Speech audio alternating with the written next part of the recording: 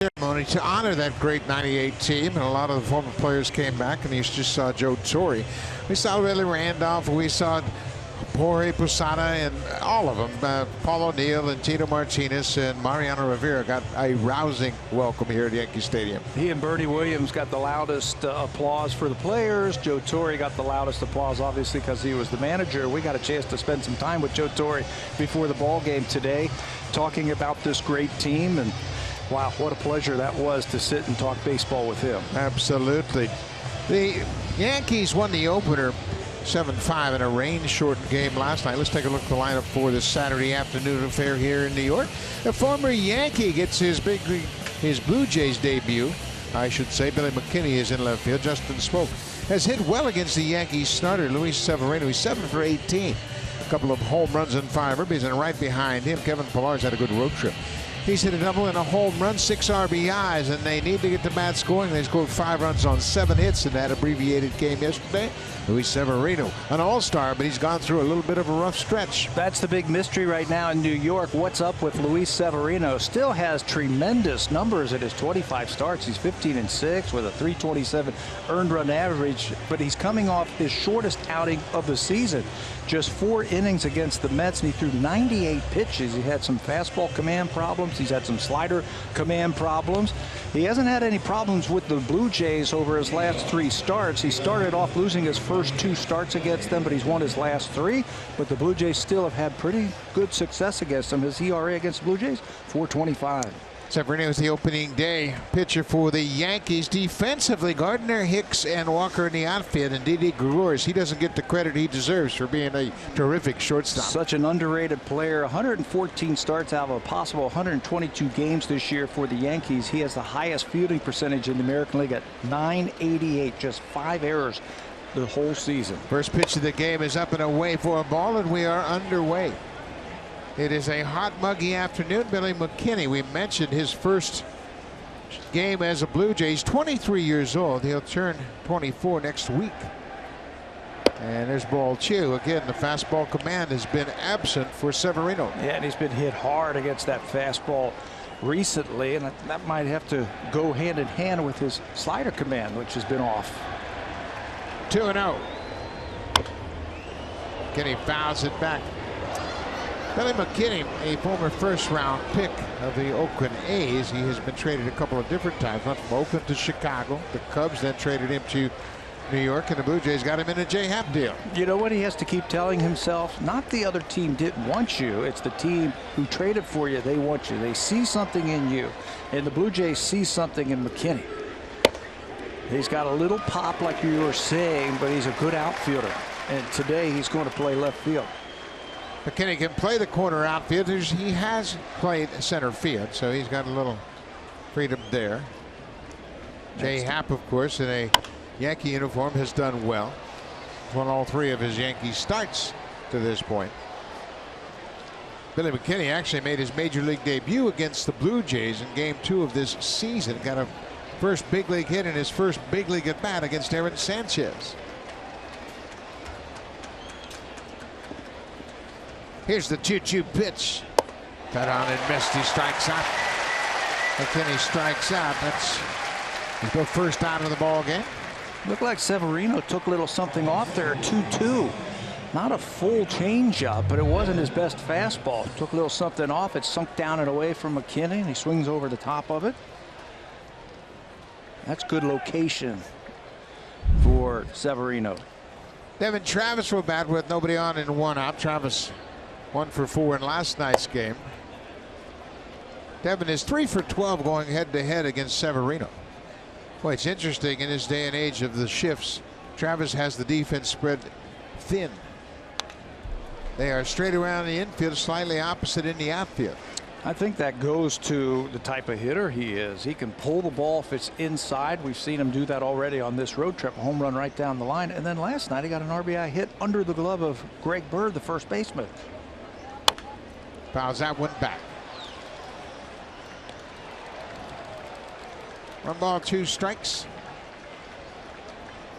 Well, he's got one of the better sliders, I think, in baseball. He uses it a lot for strikeouts. This is the perfect opportunity for him to use it. Upstairs, he missed with the fastball. He's still got the good velocity. He's one of the hardest throwers in all of baseball. His average fastball 96, 97. He'll get it up there. That's top 5 in all of baseball, so you got to be geared up for that. In the air. Out into the outfield. That's the second baseman, Gleyber Torres. He makes the catch, 2 away.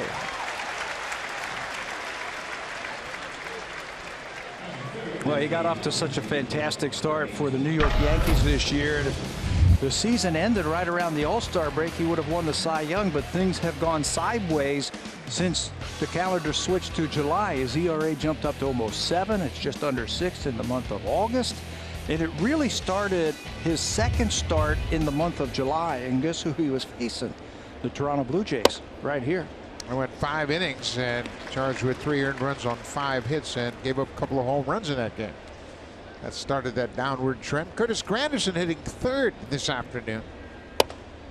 He takes the ball outside. It's 1-1. Granderson was the leadoff man in last night's game. He was 1 for 3, had a double and scored a run.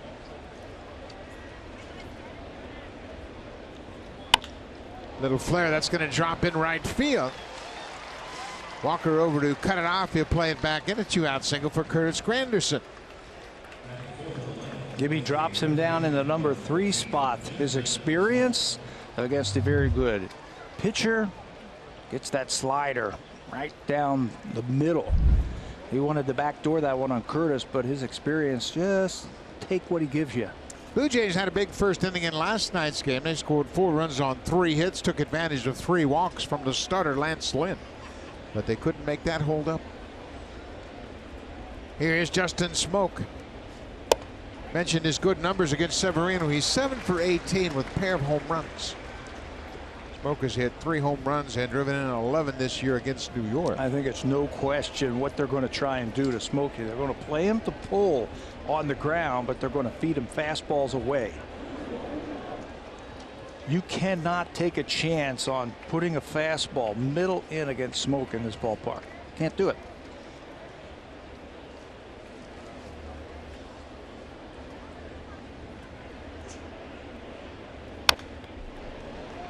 Another pitch. He fouls straight back. It's 0-2. Severino is tied for the lead with 15 wins. He's tied with Rick Porcello of the Red Sox and Corey Kluber of the Indians. Also, Kluber's teammate Carlos Carrasco picked up his 15th win last night. So there's 4 starters top of the American League, all with 15 wins. Smoke hacks at it. Look where all those pitchers are. All 3 of them. Fastballs down and away. A couple of them off the plate. You know what? If you don't know anything about a hitter and you've never faced a hitter before anywhere, pitch him down and away and take your chances. It's the hardest pitch to get to. Just showing him inside. He missed. He actually missed that time. He wanted that ball down and away too. Catcher Austin Romine had set up down and away, and he missed his spot, and it's just under the knees. Look where the glove is. Off the plate now. Remember I talked to you about fastball command has been off. He missed bad there. Like another off-speed pitch. Might have been a changeup. So Severino gets a couple of strikeouts in the top of the first. Sean Reed Foley will make his first appearance ever at Yankee Stadium, his second big league start.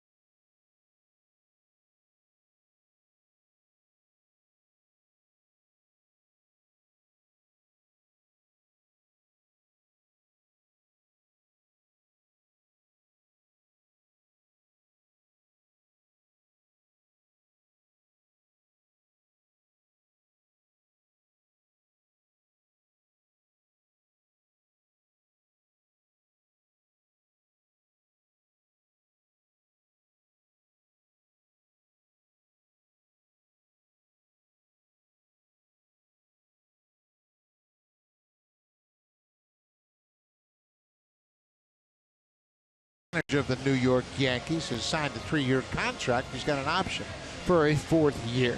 Off to a good start in his first managerial opportunity. Here's the lineup for Boone. In that second spot, Giancarlo Stanton. We mentioned his long home run last night. It was his 31st home run of the season. For his career, he has 9 homers, 13 RBIs against the Blue Jays. And how about their rookie third baseman, Miguel Andujar? Andujar, 14 for 38 this season against the Blue Jays. And look at the extra base power. 6 doubles, 2 home runs, and 11 ribbies. Yeah, that's just against the Blue Jays that he has done that. Sean Reed-Foley, start number 2 of his young major league career. I thought he did okay in his last start against the Kansas City Royals. He threw first pitch strikes to 13 of the 22 batters that he faced. It was a tough night for him, dealing with the weather, dealing with the emotional part of that ball game. But today he gets the Yankees, and I think he's going to be better. He misses with that first pitch. I think you're right. He had a chance to watch the game for the first time last night here in Yankee Stadium. And he had a chance to watch this lineup. This is Brett Gardner, the left fielder. A little bit of a down year for Gardner as far as the batting average, hitting .245. He fouls that pitch back. It's a ball and a strike. You got to bet that Brett Gardner is going to go up there and really try and work over Reed-Foley to get an idea what that fastball looks like coming out of his hand, what that breaking ball looks like coming out of his hand. He has a slider and a curveball. Threw a curveball a couple of times in tough situations to get out of it in that start at Kansas City. Fastball misses away. 2-1 now.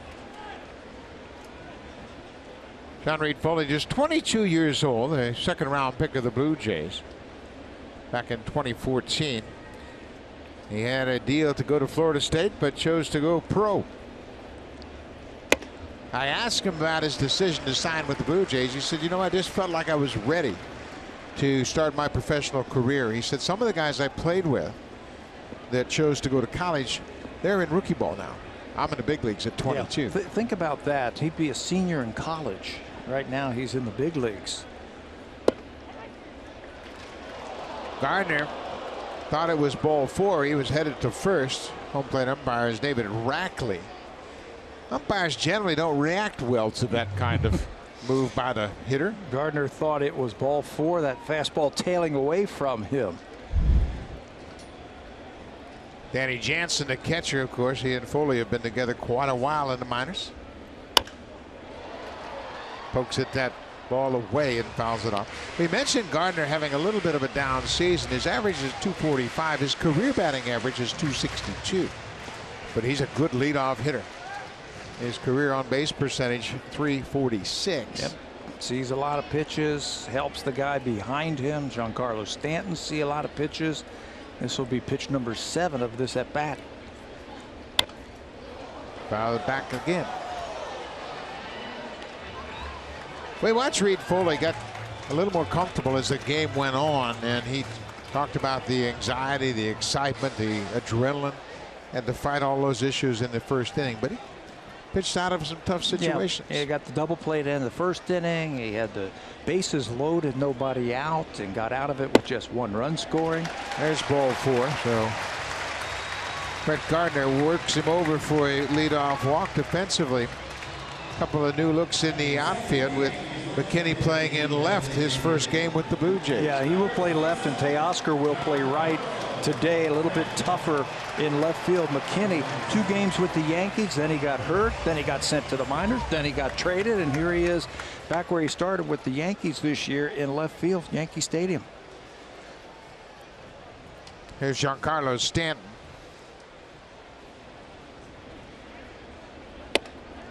There's our first pitch strike. McKinney is playing in his first game here in the stadium. He never got to New York this season after he was injured in Toronto.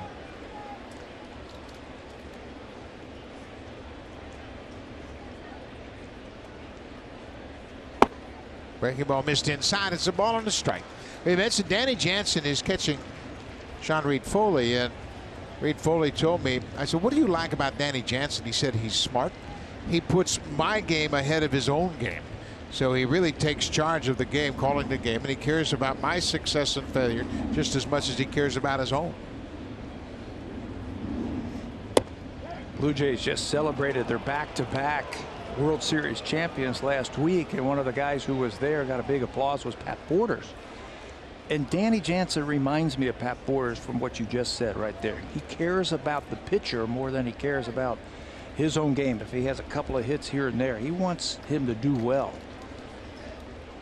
1-2. Gardner bluffed a break towards second, but wasn't running. This is such a great experience, I think, for a young pitcher to come into this atmosphere in this ballpark against this team. It can only make you better.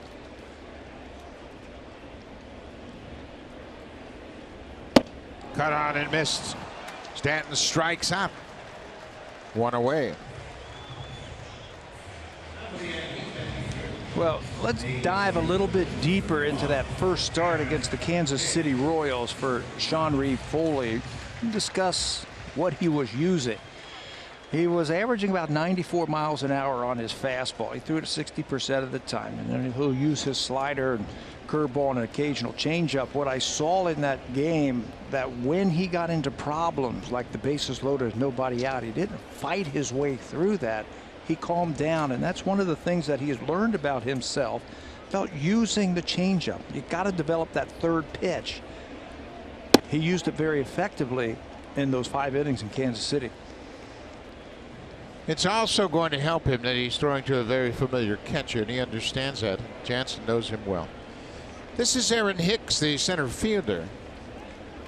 He's batting .253 for the season. He's got 20 home runs. Hicks in last night's game had a pair of walks and scored both times he walked.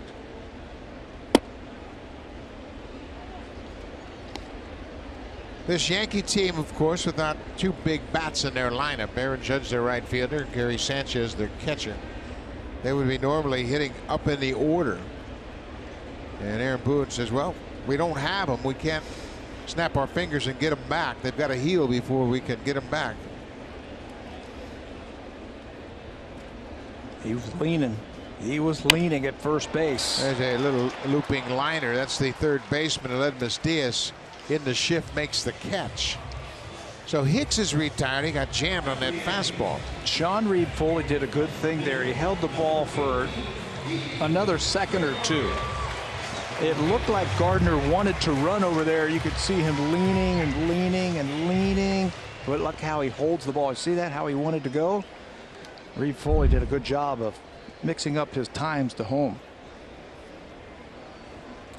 So here is Didi Gregorius, the shortstop.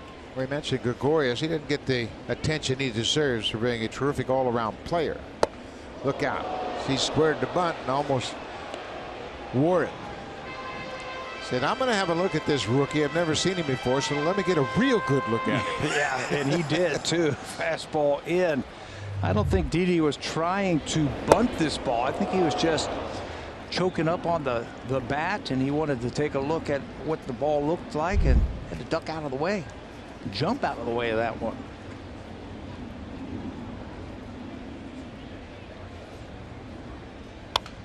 Fouled this one back. It's a ball and a strike.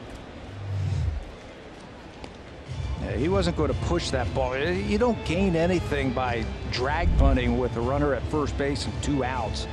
So he was just doing that to see what it looked like. Maybe draw Diaz in at third base for later in the ball game.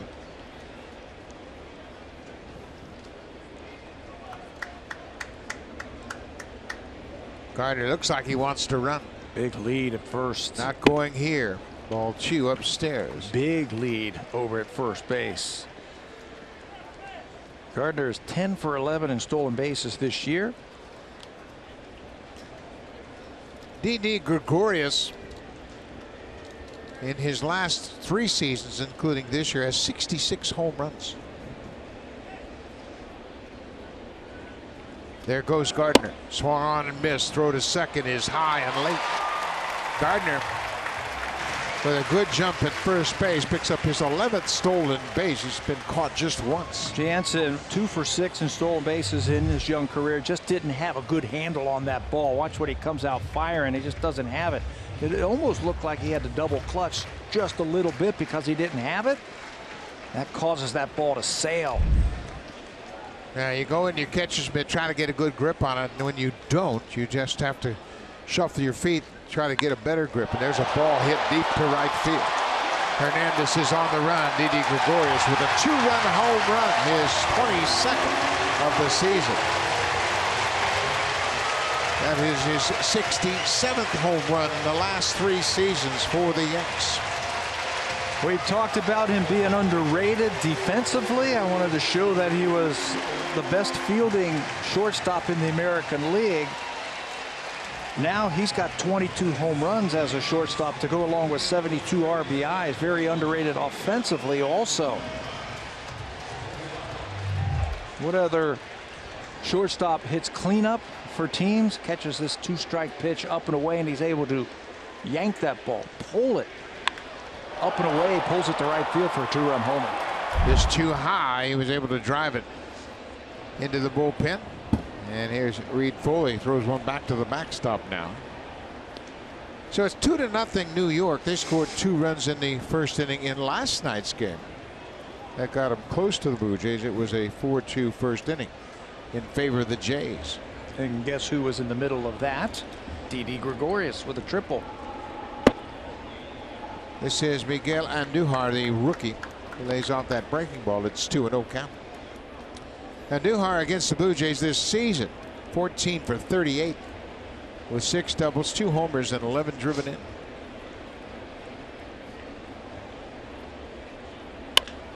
Bouncing ball. Diaz at third, takes his time. That'll end the inning, but the Yankees take advantage of a leadoff walk. Brett Gardner drew the walk, and Didi Gregorius drives him home with a 2-run home run.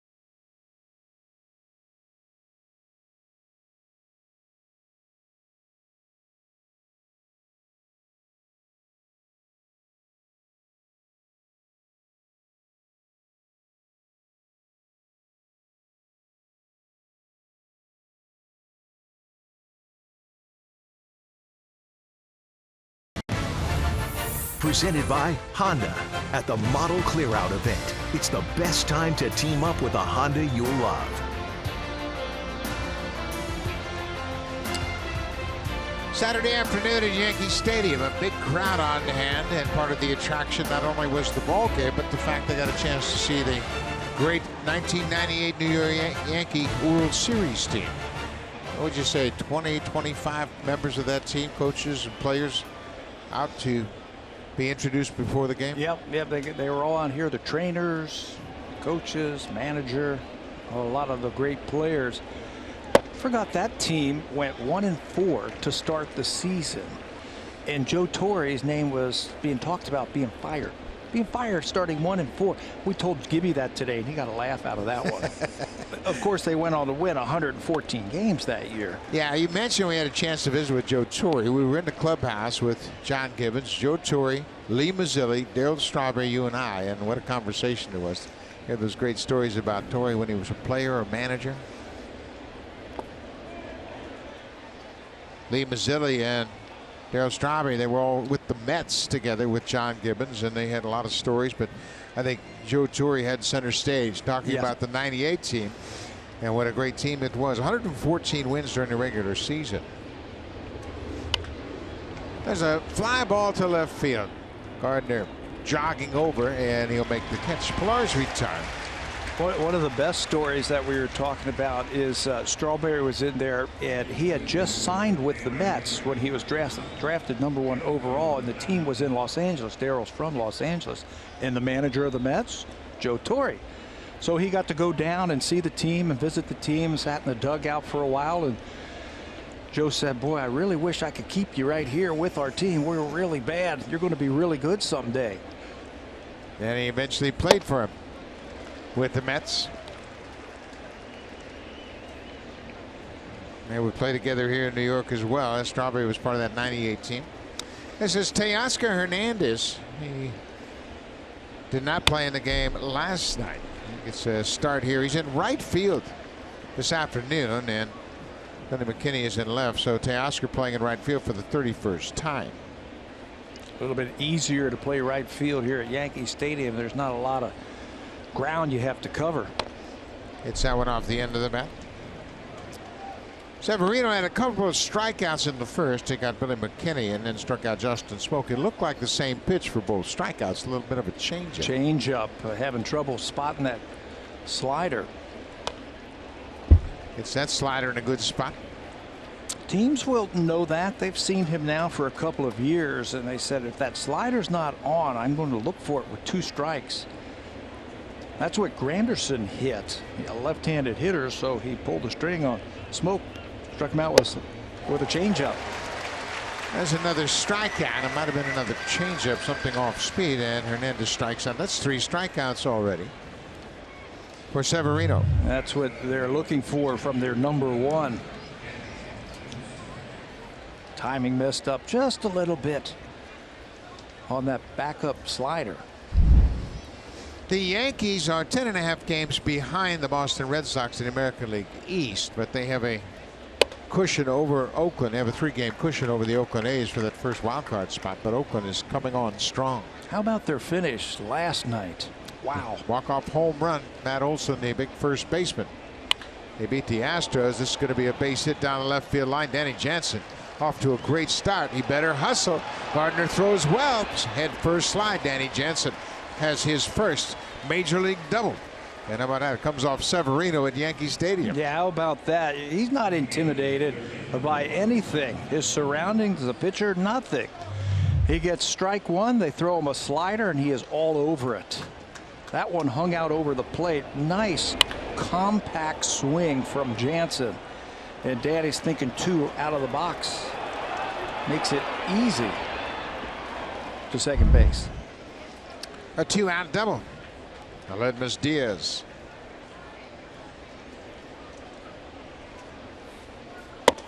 Boy, you got to be impressed with his approach at the plate.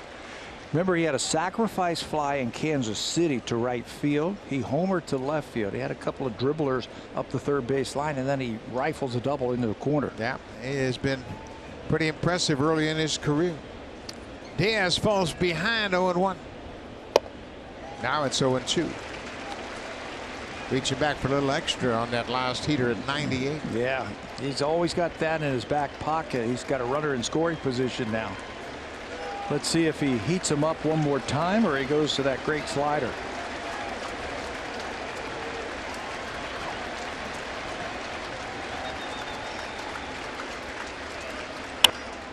In the air.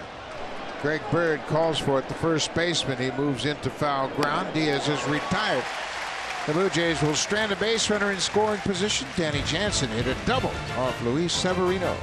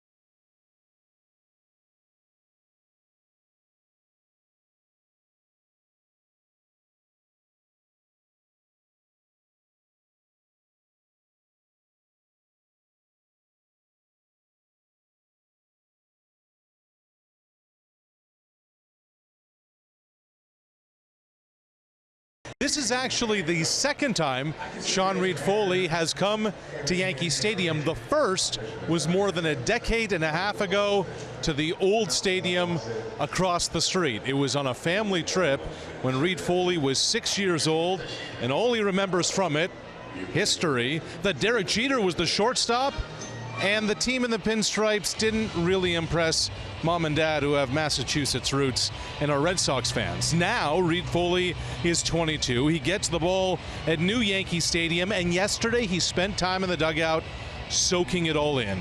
He reminded himself what got him here. Take deep breaths, that it's about executing.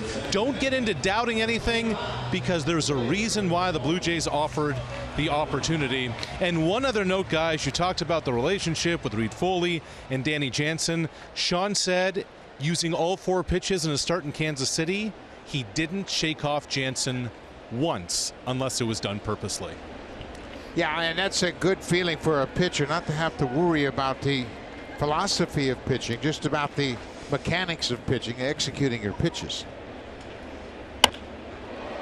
There's a trouble down the left field line. McKinney's going to play it on a hop as Torres gets a leadoff single off of Sean Reed-Foley. Kind of got jammed a bit, but he fights it off and flares it into left field. He's got a good fastball, and they wanted to jam up Torres. So Jansen slid to the inside. Just couldn't hit it solid, but enough. So leadoff single for the second baseman. Now the left-handed hitting first baseman Greg Bird will step in. Bird was 0 for 2 with a walk in last night's game. Double play will take care of that leadoff single, and Reed-Foley has a good sinking fastball.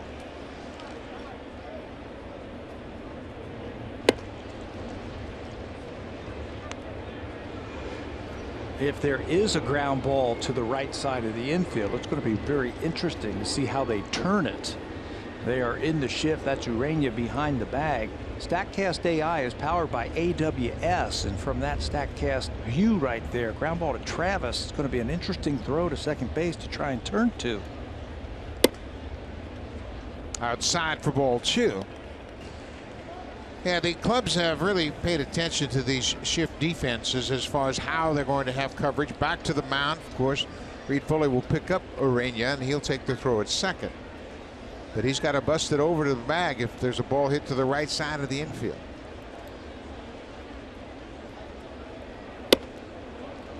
Swing and a miss by Bird. What's interesting, if there's a ground ball to either Travis or Smoke, the man turning the double play will be Urania. He's going to have to catch the ball flat-footed because he's coming across like a second baseman, but the throw's coming from the right side of the infield. I think as they get into this at bat, Diaz might shift over there, and he's starting to shift over there now to his normal shortstop position, and he might be the player in the middle of the diamond. Yeah, and they're communicating. You can see how they're talking back and forth as far as who has coverage, and now Urania is going to give up the coverage as he's moved a little further away from second base. So Diaz will take the throw at second from the infielders and from the pitcher. 2-2 to Bird. Did he go? Jansen's throw is high into center field, and Torres will take off. The ball was in the dirt. It was a check swing. Torres took off on a kind of a delayed steal, and maybe just the fact the ball was in the dirt, but he broke late, and the throw was high into center. That's why he took off. He could see that that throw was going to be in the dirt, which it was. Jansen has to throw around Bird. And because he has to throw around that batter who airmails it into center field, sending Torres to third. Breaking ball in the dirt. Bird has every right to stand like he did in the box there. He doesn't have to get out of the way. So it's a wild pitch charge to the pitcher and an error on the catcher. Danny Jansen's first error. So now there's nobody out, a man at third. Blue Jays are going to play the infield back, especially this part of the lineup. You want to get it out if you can, especially with nobody out. Full count. Cut on and missed. Strikeout for Reed-Foley. One away. Bird's been hearing the Boo Birds here at Yankee Stadium. He has not been able to get much going with the bat. When he's hot, he doesn't strike out a lot, but he didn't come up with that pitch. Elevated fastball. Too close to take. So now the infield will come in with one out. Different story now. Try to save this run with one out. With nobody out, you want to avoid a big inning in this portion of the lineup. Here's Neil Walker. Walker hit a 3-run home run last night in the 4th inning.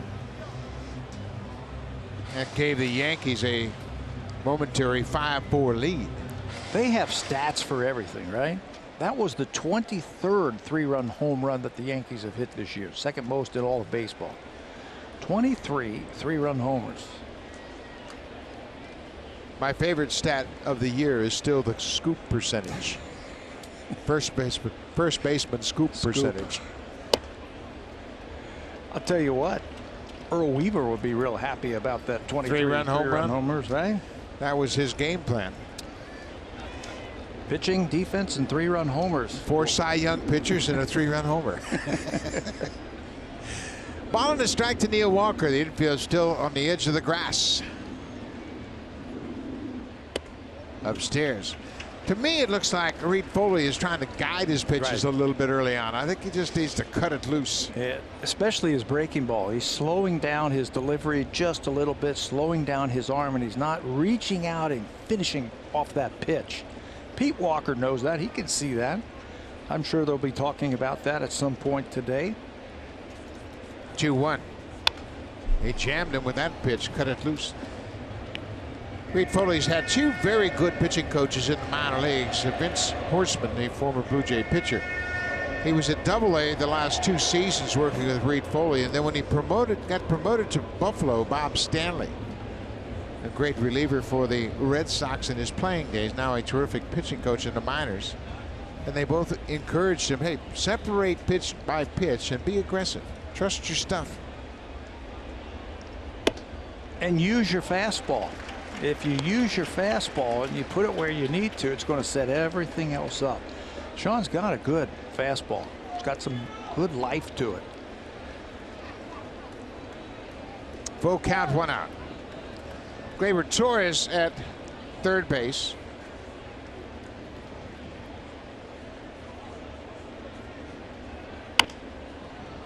Another good fastball. That's a pretty good indication how good his fastball is.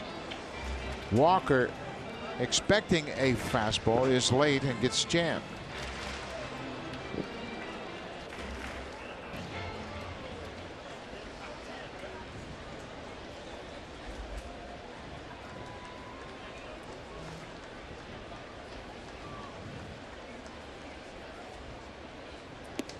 Missed badly with that pitch up and away. That's the second walk issued by Reed Foley. A 1-out walk.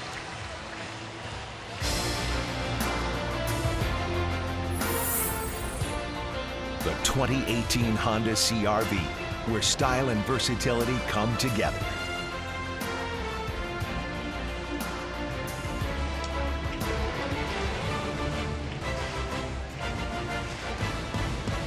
After that last pitch, Pete Walker, the pitching coach, bolted out of the dugout, went to the mound and said, hey, fellas, let's get back to that fastball. I think that may have been a changeup that he walked him with. Yeah, it was.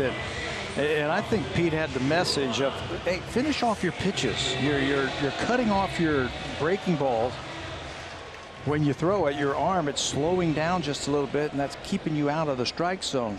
Cut it loose. Number 9 hitter is the catcher Austin Romine. It's his 7th year with the Yankees. He's had his best offensive production by far. 8 homers, 35 RBIs, both career highs. But he can hit you a ground ball. Fouls that one straight back. 35 RBIs, 9 more than his previous high back in 2016. He's had a lot of playing time with the injuries to Gary Sanchez. He's been catching Severino lately.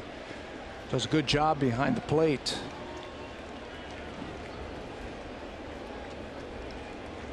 There's Sanchez. I think he's going to go out on a rehab after tomorrow's game.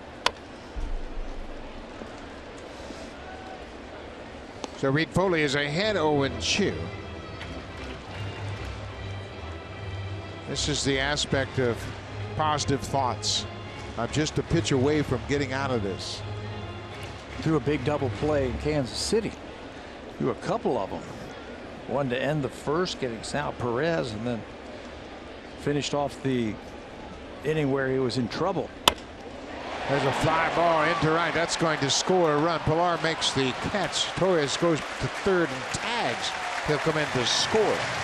And it's a 3-0 lead for New York. Austin Romine picks up his 36th RBI of the season with the sacrifice fly. Good situational hitting there, making sure that ball is up so you can hit it into the outfield deep enough to score that run.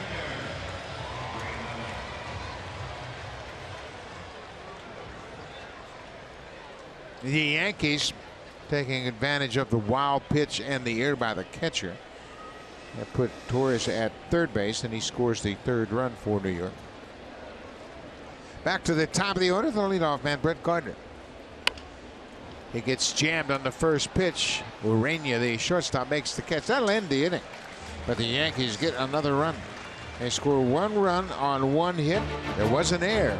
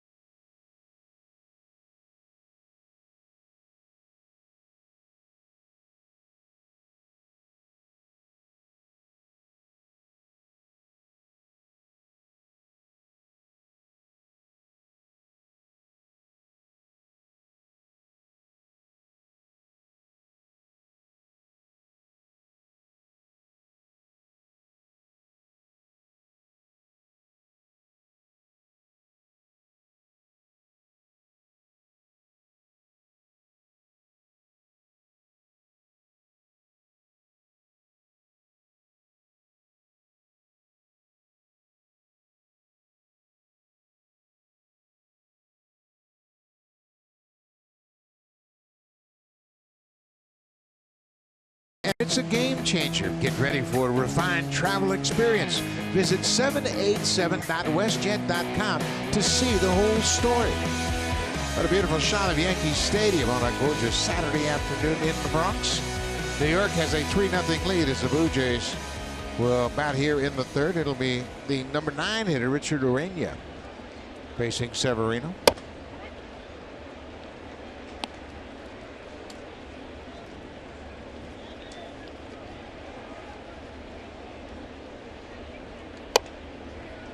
Another fastball. He's starting to get zeroed in a little bit, Pat. Yeah, with the fastball, and again against the lefties, he's thrown more changeups. First time through the lineup. Let's see what he does now with 2 strikes.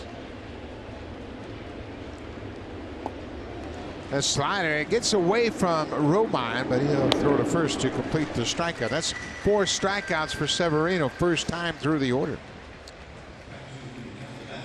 That sweeping slider, that's where he'll get a lot of those strikeouts with. July and August, he's got a 4-to-1 strikeout to walk ratio. It's just that he's been missing his spots. There's been more line drives hit off against him, more home runs hit off of him. Those 3 pitches right there were all nasty.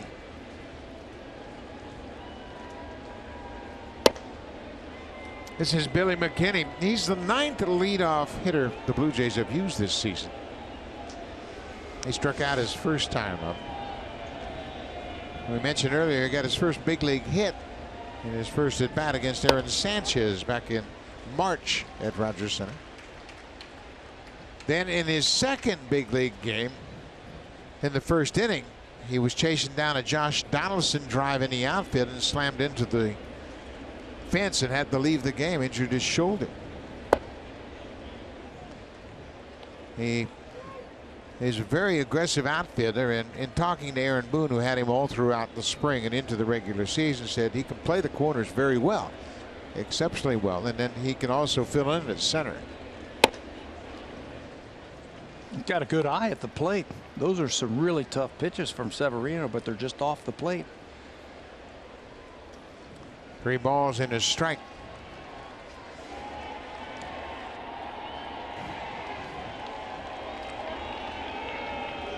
Ball 4. Oh, no. That looked like it was off the plate outside. And now it's a full count. David Rackley with a little delayed call, but it looked like it ran off the plate outside. Catcher had to reach for that ball. He was set up on the outside part of the plate, but he reached for it. The sun has come out now, and this is a real challenging field in afternoon games. It's a very bright, hazy day, and anything popped up, especially to the left side of the field, is going to be a challenge, infielders and outfielders.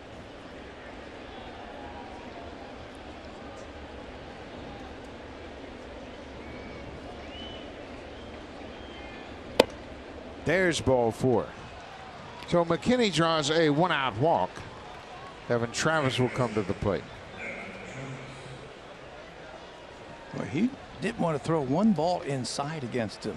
Didn't even show him a fastball inside. Yeah, you wouldn't either if you sat here and watched all those hitters play pepper with those seats in right. But if I threw as hard as this guy, I'd at least show him a fastball inside, maybe back him off the plate a little bit. Not one. Devin Travis. He takes a strike.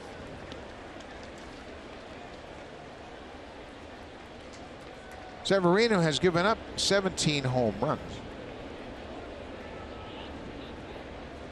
Given up a home run in each of his last 8 starts. There was a time during that beginning part of July when the Blue Jays came in here and gave up 2 home runs in 3 consecutive starts. Yeah, he's actually given up home runs in 7 straight starts, including 3 in a row with 2 home runs surrendered. Travis gets jammed and pops it over the screen. You mentioned that game against the Blue Jays on the 7th of July. He gave up 2 home runs in that game. His next start in Cleveland against the Indians gave up 2 more home runs, and then he made it 3 in a row at Tampa Bay against the Rays. 2 more home runs surrendered to the Rays. 3 in a row, doubled home runs. Pilar and Grichuk got him here back in July. 1-2 to Travis. Ball in the dirt. Remember seeing him on opening day. He was fired up and he was firing the ball. Beat the Blue Jays, excuse me, on opening day. Several triple-digit fastballs from Severino in that game.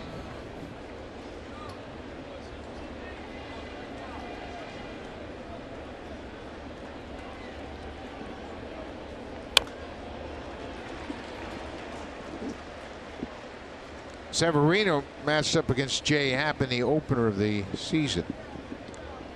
And Severino, he racked up the strikeouts. He allowed just 1 hit over to 5 2/3. First time out. They were conservative with him.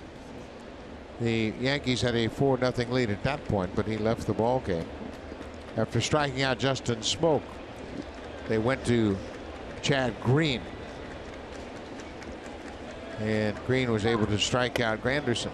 He faced 21 batters and struck out 1/3 of them.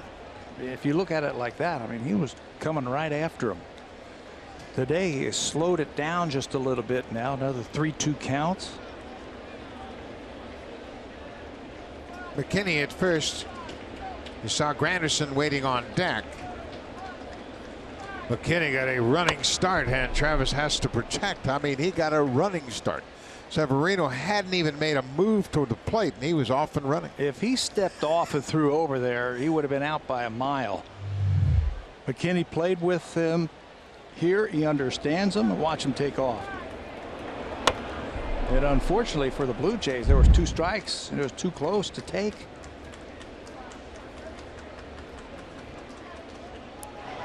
Picked him off. Yeah, you knew that was coming. Boy, did he ever.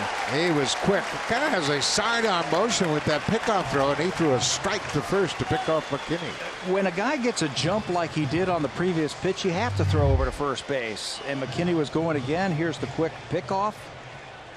And they're not even going to look at that one. That was an easy call. He didn't even take a step, but his body had moved towards second base, and that was too much momentum to get him to go back to first. 2 outs now, 3-2. Travis lines it into center. Hicks is there, and that'll end the inning. So Severino with a strikeout and a pickoff at first base as the Yankees have an early lead.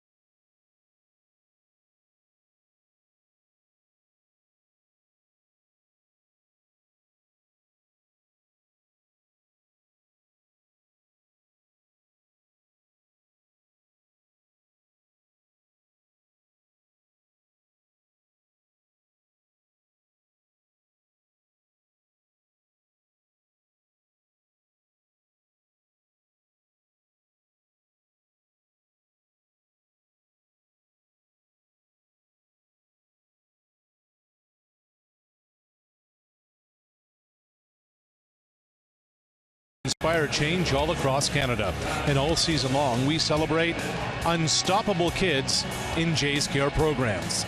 Visit jayscare.com/unstoppablekids to support and learn more. Great opportunity to help a wonderful organization, the Jays Care, and those unstoppable kids. Here's Giancarlo Stanton. And Stanton struck out on a breaking ball his first time up.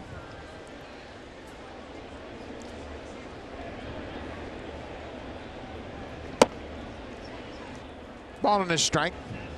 Bottom of the 3rd inning. New York has a 3-0 lead.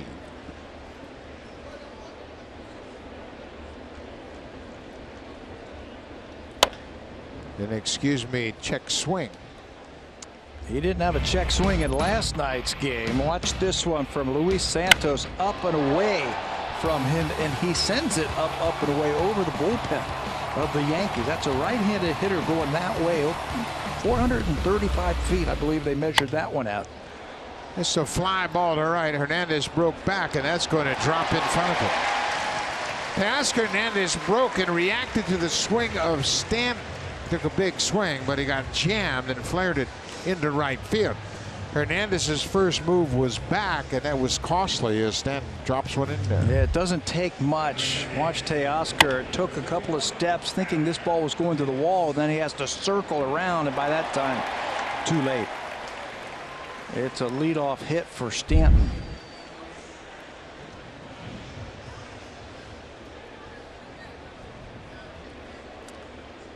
That'll bring Aaron Hicks to the plate. Hicks lined out a soft liner to shortstop. Again, the Blue Jays in that shift communicating as to who's going to cover. And you got to do it on every pitch because they will move around defensively. Once they get their defense set up, they'll move according to the count. Hicks can run. That's why Diaz is in at 3rd base to guard against the bunt. But if it gets to 2 strikes, then they'll start shifting back around. 2-0 to Hicks.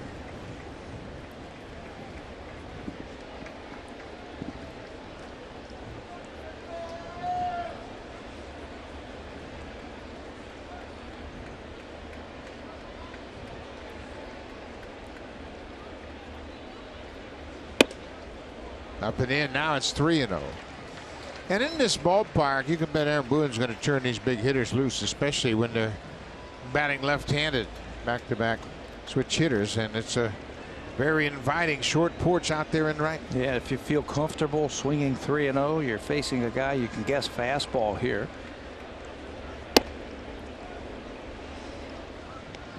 They have played the Blue Jays tough.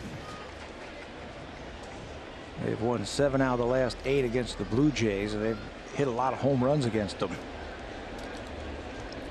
Left-handed hitting Gregorius is on deck. He has a 2-run home run already this afternoon. 3-1 pitch, ball 4. So a little blue base hit to start the inning. Now a walk. Third walk issued by Sean Reed-Foley. He's pitched himself into a nasty situation here in the third.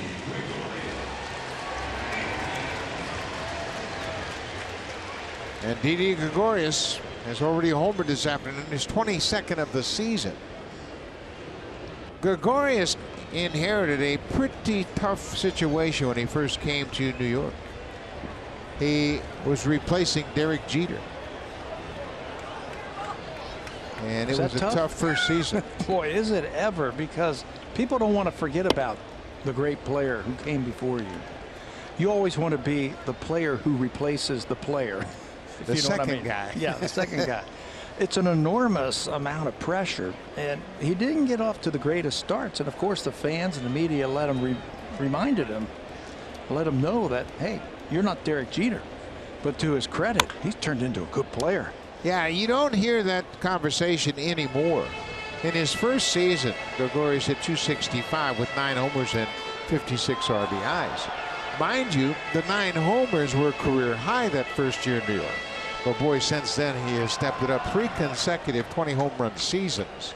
And nobody is ever talking about Derek Jeter. Now, where's that shortstop that used to play here? Now they talk about him as the captain of those old-time teams. And he's still young. You know, he's in the middle of his prime, age-wise. Gregorius is 28 years old, and you're right. He came up as a 22-year-old with the Reds in 2012. It's in his 7th big league season. He's a fixture now, and not only is he a shortstop with power, he's in a cleanup in the Yankee lineup. And even if Sanchez and Judge were here, he'd still be hitting cleanup. It's not because they're not here he's hitting cleanup. Boy, he got overmatched with that fastball and strikes out. Chased it up and away. 3rd strikeout for Reed-Foley. Young pitchers, you'll see glimpses every now and then of the stuff that if they harness that, they're going to be tough. That fastball had a lot of riding action on it. And you could see they wanted it inside, but it had so much life it was up and away, and Gregorius chased it. Miguel Andujar, the 3rd baseman, grounded out to 3rd, his only time up.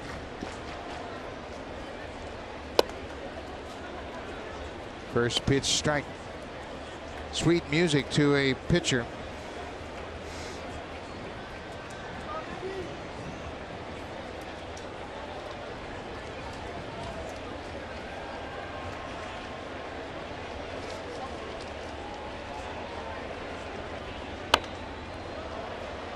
Oh-2. Andujar leads all rookies with that .296 batting average. He also leads 35 doubles, 60 ribbies, and 56 extra base hits. He's tied for 2nd with 19 home runs and ranks 2nd with 60 runs scored and 125 hits. What a first season he has put together. And he didn't make this team out of spring training. Drives this one into the center field alley, and that's going to go past Pilar all the way to the wall. Stands in to score. Hicks is being waved around, and he'll score without a throw. Another extra base hit for Miguel Andujar. Continuing to build that bid for the American League Rookie of the Year. What a good-looking player, both offensively and defensively. You got to have extra base power, and you have to be able to hit all types of pitches. That's a fastball in the inner half, and he smokes it up the alley in left field. Pilar is not going to get it. By the time they run it down way out there at 399 feet, both runners are going to circle the bases. Now this is interesting. John Gibbons, instead of the pitching coach Pete Walker, has come out to the mound to talk to Sean Reed-Foley. And this might be a situation where Gibbons is saying, hey man, your stuff is better than the numbers on the scoreboard. Jake Petrichka just now starting to throw up, but this is a visit with a message, a long conversation, and Gibby's doing all the talking. Gibby's a former catcher, and he knows a little something about pitching, and he sees something over there. Boy, and Reed-Foley was locked in on Gibbons. Whatever he was saying, I mean, he was focused on the manager. So sometimes managers say, I got this. Yeah. Let me go to the mound. I see something, and I want to make a point. And it might be about philosophy. Hey, this is what I see happening over there. It's not mechanical. It's about philosophy of pitching. Use your fastball here. Use your breaking ball there. Let's keep the ball away. Let's don't go in. Whatever it is. Let's see if it works. Ground ball up the middle. Travis has it from the shortstop side. He throws high. And Torres is safe. It's an error on Travis, his 7th of the season. He ranged far to his right, throwing on the run, and he threw high to smoke at first. He had time. I thought Torres didn't get out of the box extremely well, so he had some time to set his feet and throw and not throw on the run.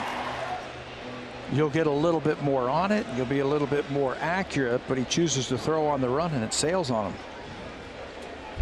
Yeah, he take one more step, plant that right foot in to make a strong, accurate throw. Still just one out. Runners at the corners. The two rookies, Andujar at third, Torres at first.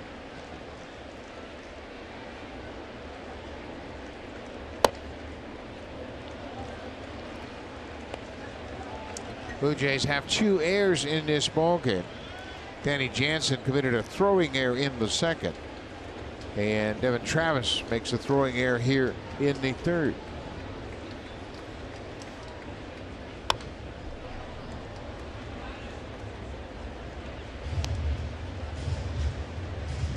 Gleyber Torres, the runner at first base, took a step towards second as if he were going to run. And then he turned around to see who had coverage, who was moving. Kind of interesting. A rookie would be that aware, but then again, he's a middle infielder himself.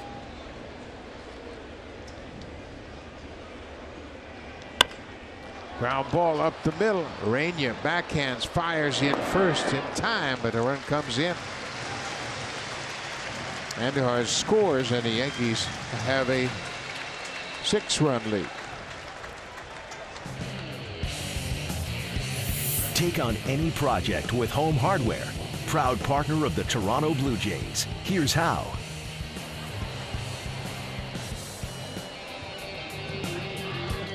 Six nothing New York. 2 outs in the bottom of the third inning. Neil Walker, the right fielder, walked his only time up. Gleyber Torres is at second now.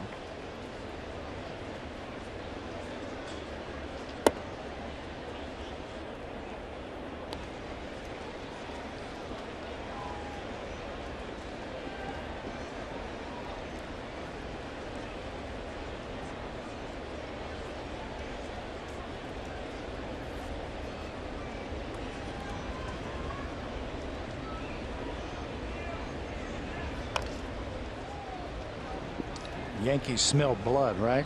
They get after it. That's what good veteran teams do. When you've got a young pitcher out there and you sense that he's not throwing strikes, can't get a certain pitch over, they're ready. 2 of the 3 walks that Reed-Foley has surrendered have come around to score.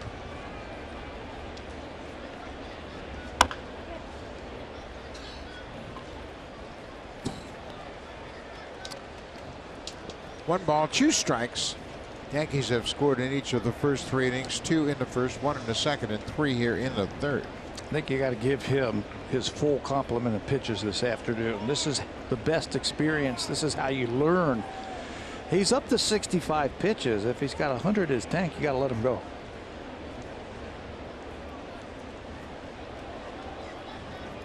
you're going to be facing these guys for the rest of your career. You better learn how to pitch to them.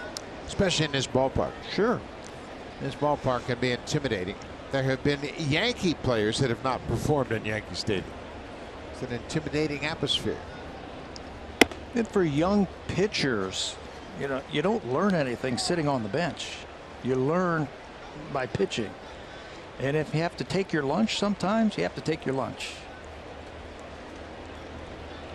Experience is the best teacher. So he's up to 66 pitches. I'd run him back out there again. If he's not hurt, let him run out there again.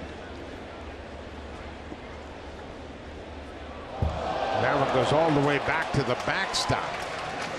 He's looking at his hand, but he has had a couple of those wild throws, and that one all the way back on the fly up against the backstop. Another wild pitch charge to Reed Foley, his second of the afternoon. Breaking ball slips out of his hand.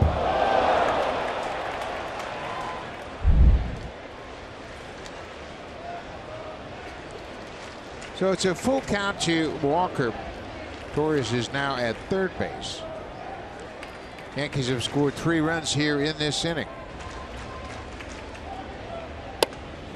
Walker strikes out. The inning comes to an end. A couple of strikeouts in the inning, but the Yankees scored 3 more.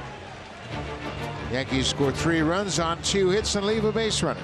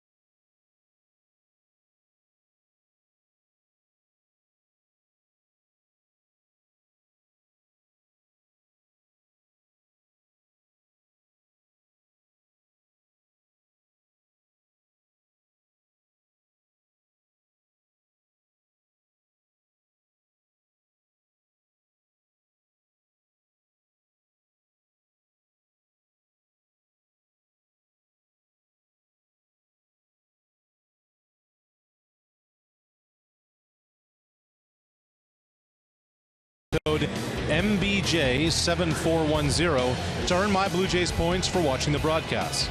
The entry box can be found on your My Blue Jays homepage, and the code must be entered by 4 a.m. We move to the 4th inning, and the Yankees have an early lead. They lead at 6-0. Sean Reed Foley has been victimized by his own control. He's walked 3, but the defense hasn't helped. They've committed 2 errors, have led to 2 unearned runs. Curtis Granderson batting in the 3rd spot this afternoon. Curtis had a single with 2 outs in the 1st inning. 1 of 2 Blue Jay hits. Danny Jansen has the other, his first big league double.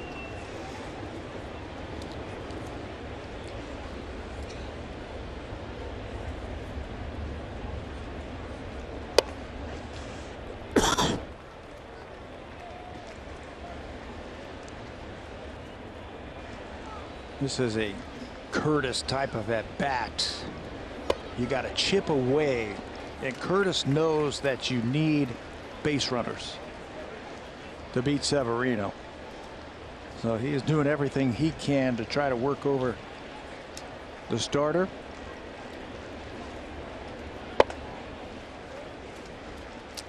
Ball outside, it's full count. 6-0 is a, it's a tough task against the Yankees because of their bullpen, but you can't get it all back with one swing. You need base runners. Leadoff walks, they help.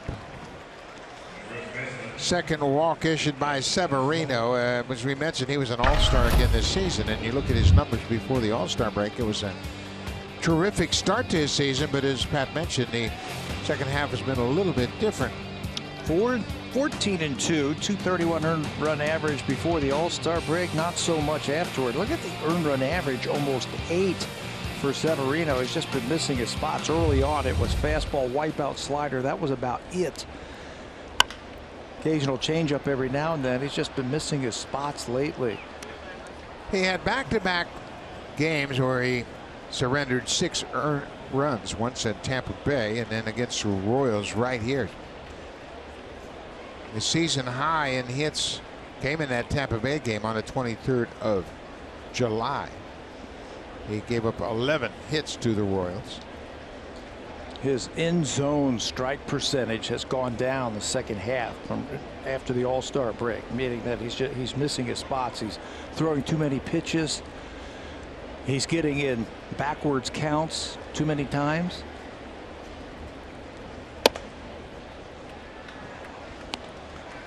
But he's just 24 years old. As dominant as he has been, he's still got some learning to do. And I think the learning process is the fact that you have to learn how to get out of these slumps quickly, figure out what's wrong and make the appropriate adjustments. With that kind of stuff, you should. One thing, you might think about to some of these lefties, just show him a fastball in the inside part of the plate. He's not doing it again. Maybe the ballpark has something to do with that.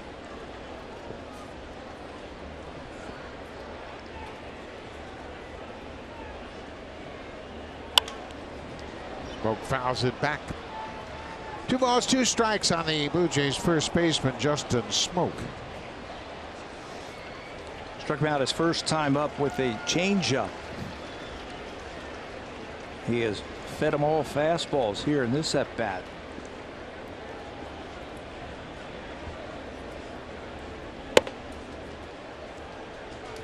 Another pitch outside, 3-2.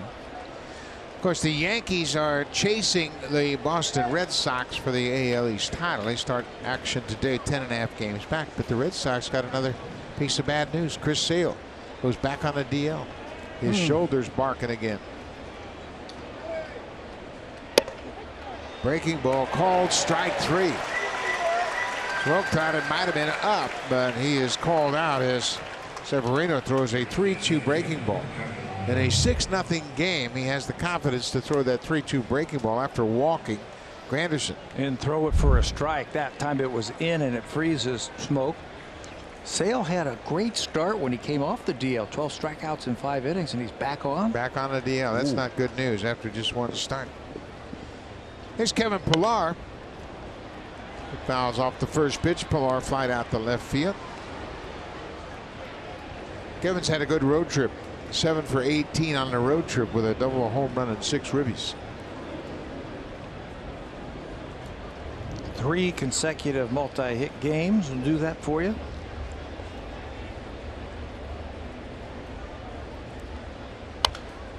He had a single and an RBI in yesterday's ball game. Thursday night in Kansas City, he was 2 for 4. And on Wednesday night, 2 for 4 with a couple of ribbies and scored a run. He was 2 for 3 in Wednesday night's game as he had a walk. His average for the season at 253. He goes around on that hard slider. Back-to-back strikeouts for Severino. 6 Ks on the afternoon so far for the righty. If he starts dialing in with that slider, it could be a long afternoon for the Blue Jays. Getting ahead with that fastball, then here comes Mr. Wipeout. Teoscar Hernandez struck out in the second. He's the batter with 2 outs, and Granderson at first.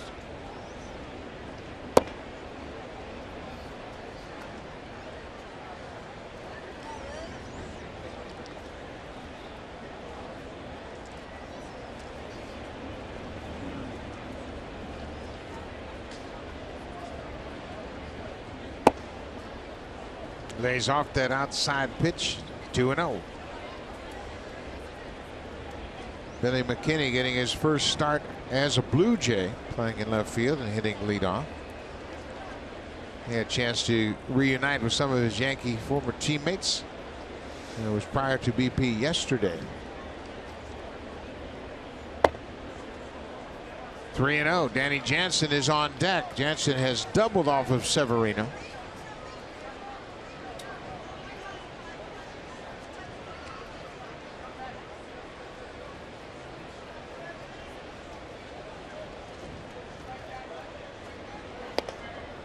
There's a strike. Now it's 3-1.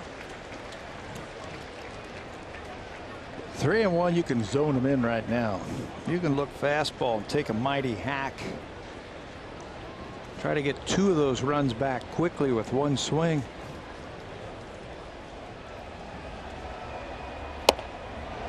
He threw him the fastball. Triple-digit fastball. That's illegal. A 3,100-mile-an-hour fastball, and Hernandez was late on it. So Granderson now, who drew the leadoff walk, will be off on the pitch. It's a full count with 2 outs.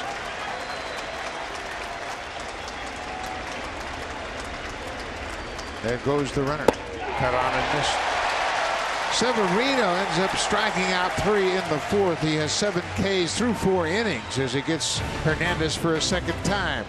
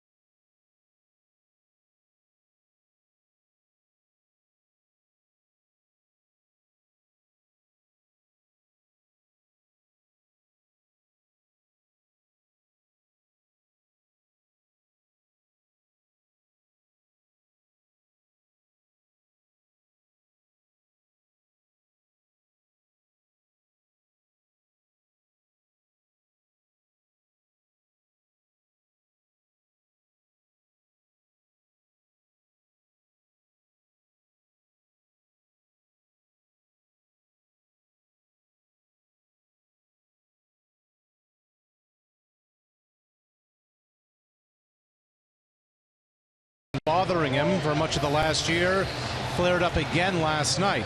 Now Stroman this morning said the blister has gotten quite deep in that middle finger, and it's affecting him to the point where he couldn't really throw his curveball last night. His hope is to miss just 1 start and that it'll callous over. Now Stroman says he's tried pickle juice and other conventional blister healing methods, and none of them have worked yet. He'll do some more this offseason too. And Thomas Pannone likely will start Wednesday against Baltimore, guys, in place of Stroman, who will miss the next start. Yeah, that's bad news for the Blue Jays and for Marcus Stroman, but you just can't rush nature, and his finger needs to heal, and it's going to take some time, and I don't expect that it's going to be just 1 start. You gotta let it heal. No reason to push it at this point. Yeah, 1 start, that's nice, but I don't think that's going to happen. You got to make sure that that thing is 100% so it doesn't tear open again the next time you go out there. So we will see now another young pitcher coming up, Thomas Pannone. Sean Reed-Foley back out to start the bottom of the 4th. Well, I like this move. You talked about it, and it's a good move given the fact he hasn't thrown a lot of pitches, and you'd like to have him finish up on some positive notes. Get a couple of good innings under his belt before he calls it a day. Hey, even if they turn out to not be positive, go out there and learn. This is the best experience. Maybe you'll find something. I mean, we've talked about that before in the past. A hitter comes up 2 times and it doesn't feel right in spring training. Then they take him out of the game. Well, maybe if he hits in that 3rd and 4th time, you find something and you start to get locked in. Same thing can happen for a pitcher. Yeah, and I like the fact that they send him back out there, and who knows, maybe he is tiring a bit, but all of a sudden he realizes I don't have to throw it with 100% effort. Maybe if I throw it with 90% effort, I get more movement and better location. All these things have to be learned on the mound in game action. Austin Romine, the catcher, cuts on it and misses.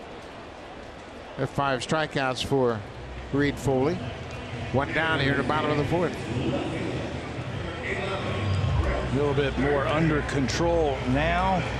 That's a good breaking ball. Puts that one in a good spot to pick up the strikeout. Yeah, you don't have to muscle your way through these types of innings. You can finesse your way through. Leadoff man Brett Gardner takes the first pitch breaking ball for a strike.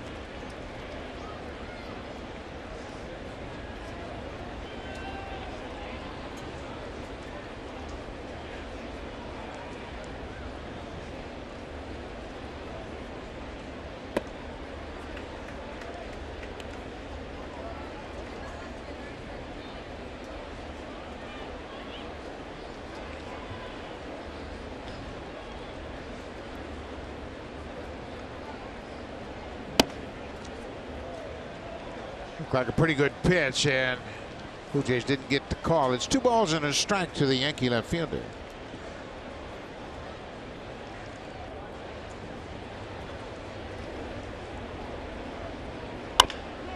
Pulled on the ground. Big hop for the second baseman, Travis. Gardner's retired.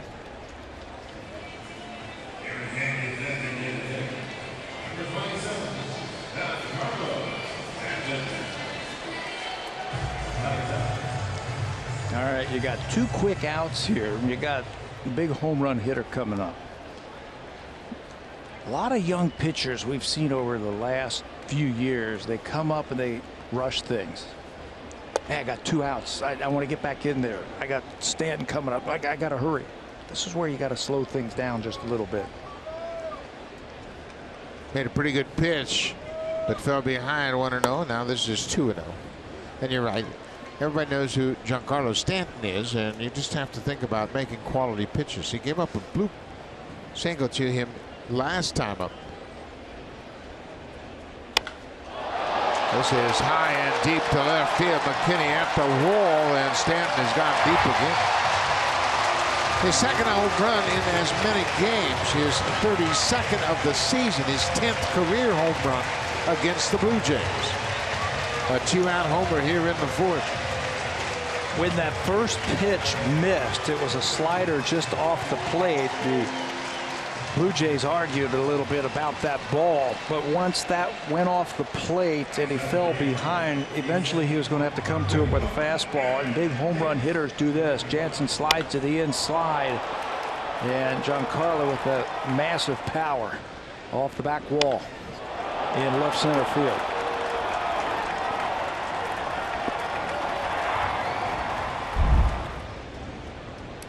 Well, there's a buzz in this stadium with that second home run of the series so far for Stanton. That's his 299th career home run.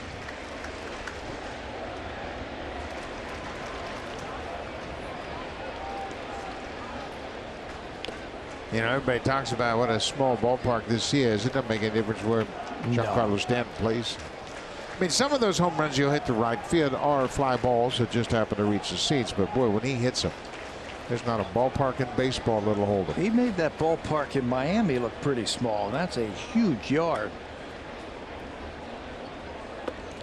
Blue Jays will be down in Miami on August 31st to take on the Marlins in a 3-game series, as you see Jake Petrichka up for a second time. 7-0 New York. Aaron Hicks the batter.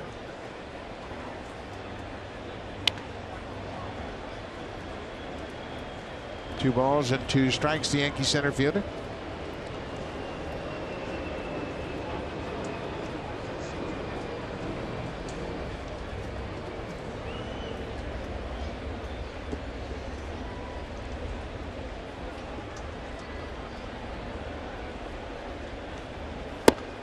Strike 3 call, breaking ball in there for the strikeout.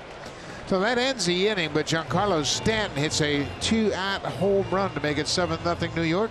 Now time for Blue Jays Central Updaters. Jamie Campbell with Joe Siddle from the Samsung Broadcast Studio.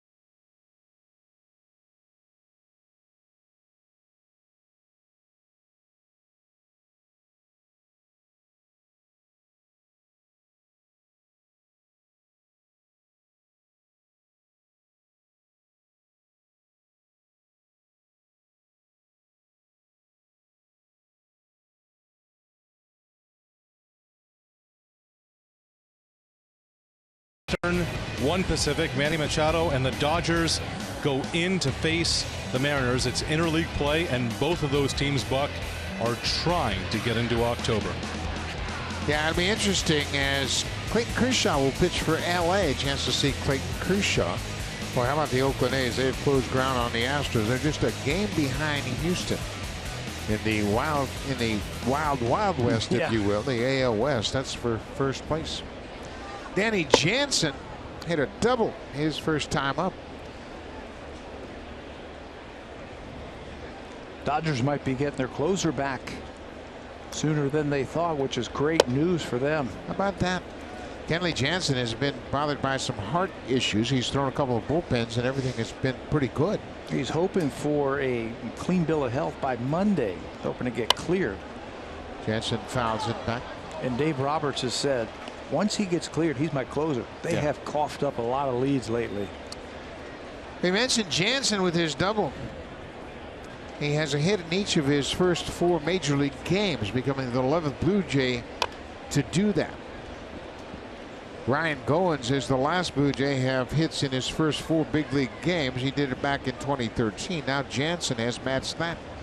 Become the 11th Blue Jay in franchise history to have hits in each of your first 4 games.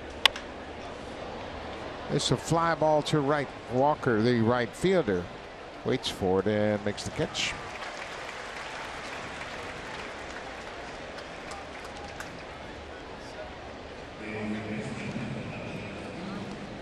Well, Severino, if he has been struggling, it certainly doesn't look like it today. He has been on his game. 7 strikeouts through 4 innings. Now he has an out here in the 5th.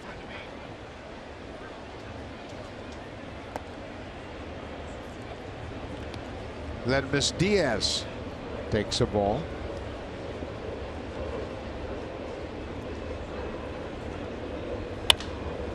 There's a drive to left field. That's going to get down in front of Brett Gardner. Diaz has a 1-out single, his first hit of the afternoon. 3rd hit for the Blue Jays. He's had such a good second half to his season. Ledmus Diaz gets a fastball from Severino and rips it to left field. Always be ready to hit.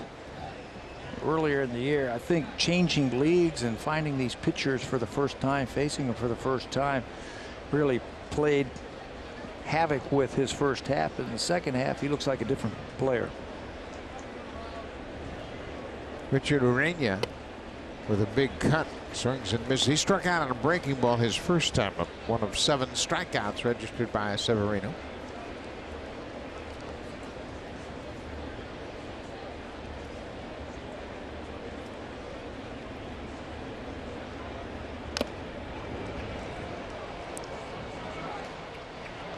Well, Romine really got clocked by that foul tip. Plate umpire David Rackley is helping him stay on his feet. Now Steve Donahue, the longtime trainer out for New York. He's holding the back of his head.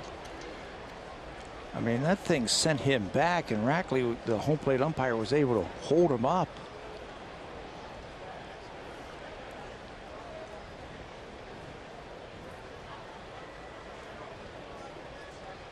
Steve Donahue been with the Yankees for a long time. This is his 40th season with New York and 7th as a head trainer. And obviously, anytime there's a blow to a head, concerned about concussion, and he's taking his time to get his senses back. You can see Steve is asking him questions, and he's trying to get a response right off the face mask, and he was moving his jaw around a little bit, like that jaw got pushed up back into his face. Great job by the home plate umpire to hold him up.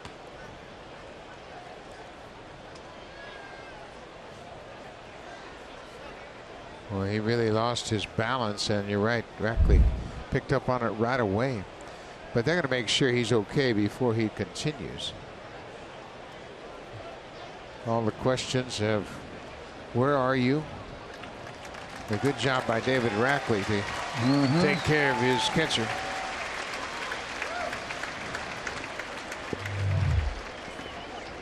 This is a frightening foul tip right off the chin of that mask, and it popped it right off his head. He took a shot. Took him a while to clear his senses. It's an 0-2 count on Ureña. Diaz at first base. 1 out.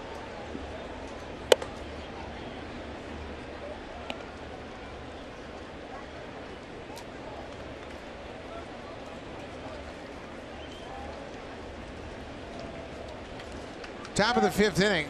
Yankees won last night's game, an abbreviated 7-inning game. They won 7-5. It was called because of rain. That's a base hit. Pastime is into right field. Diaz moves up. So it's first and second. And that'll turn the lineup over. Making things tough on Severino. Last time he struck out Ureña with a breaking ball down and in, and that time he missed. Missed his spot. Ureña just out of the reach of the second baseman Torres. They wanted to go back in there, and he didn't finish that one off. Got under it just a little bit, and it just spun towards home plate. It didn't break. Stay right on that hitting play, and Ureña hits it into right field. Billy McKinney, the leadoff man, has struck out and walked, and then he was picked off by Severino at first base back in the 3rd. McKinney is 23 years old. He'll turn 24 on the 23rd of August, a little later this month. Originally drafted by the Oakland A's in the 1st round of the 2013 draft. And then he was involved in some pretty interesting trades. He went from Oakland to Chicago to the Cubs for Jason Hamels and Jeff Samardzija. The A's gave up some pretty good players, including Billy McKinney, Addison Russell, who's now the Cubs' everyday shortstop, and Dan Straley, a pitcher. That's what I mean about you shouldn't concentrate on who you're leaving. It's where you're going and who he's getting traded for. I mean, he's been getting traded for some pretty good players, and the teams want them. But out of necessity, the Yankees needed some starting pitching, and the Blue Jays wanted him.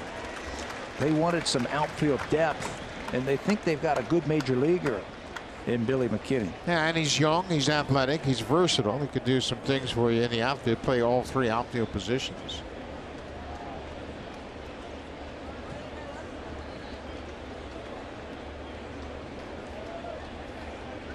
Two balls and his strike.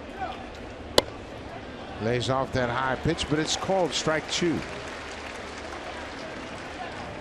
After the trade from New York, McKinney went from Scranton Wilkes-Barre to Buffalo.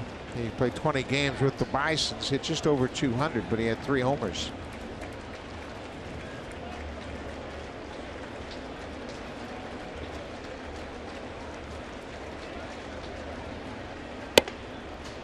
Ball 3.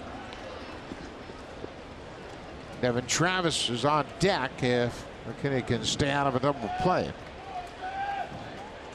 Diaz with a single is at second. Ureña had a single. He's at first.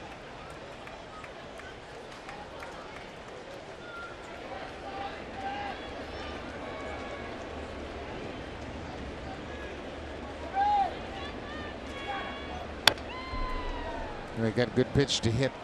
We talked with Joe Torre today, and that reminds me of a story. You asked Torre, what was it like to hit 360? And Joe Torre's response? It was great. He said it was almost like the pitcher threw the ball and the ball stopped right in front of home plate. That allowed me to hit it. Hit 363 in 1971, and he wasn't the fastest guy, so he didn't have a whole lot of infield hits. He said the ball would just stop right there. He also said that that was the year that he just visualized every night before he went to bed who he was facing the next day. And he got into his mind what pitch he wanted to hit off of that pitcher day in and day out. 3-2 pitch. He also said he never fouled the ball back. That's right. He said, when I got a pitch to hit, I got to hit. And he didn't swing and foul anything back.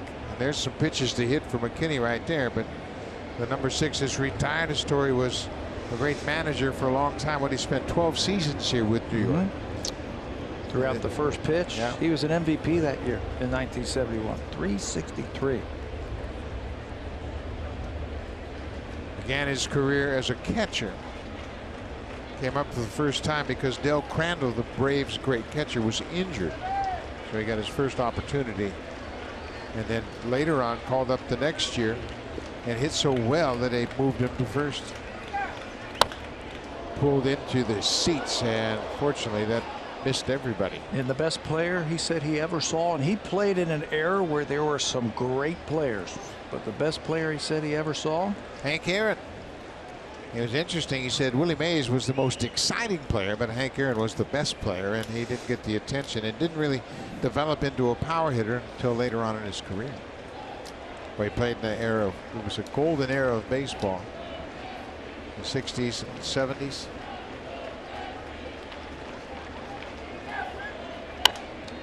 Another foul back. And McKinney putting up a tough fight. Well, I like that Severino, with a 7-run lead in the 5th inning, is challenging him. He's thrown him 4 fastballs right down the middle, and he's missed and fouled a ball back. But I like that he's going right after him.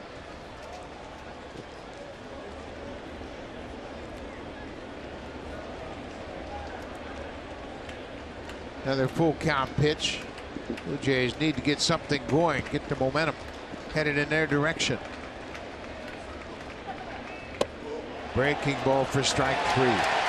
Boy, he threw him a wicked breaking ball. McKinney had already tossed the bat away thinking it was inside for a ball, but it's called the strike. 8 strikeouts now for Severino. Those are the kind that just lock you up. He tried to sell it by throwing his bat away that it was ball 4, but that was right there. Just locks him up. That had plenty of the plate for sure. Devin Travis is 0 for 2, batting with 2 outs now.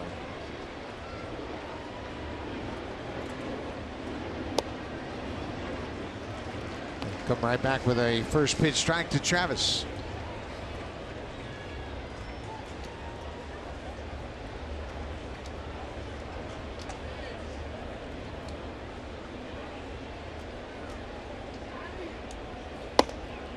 Inside.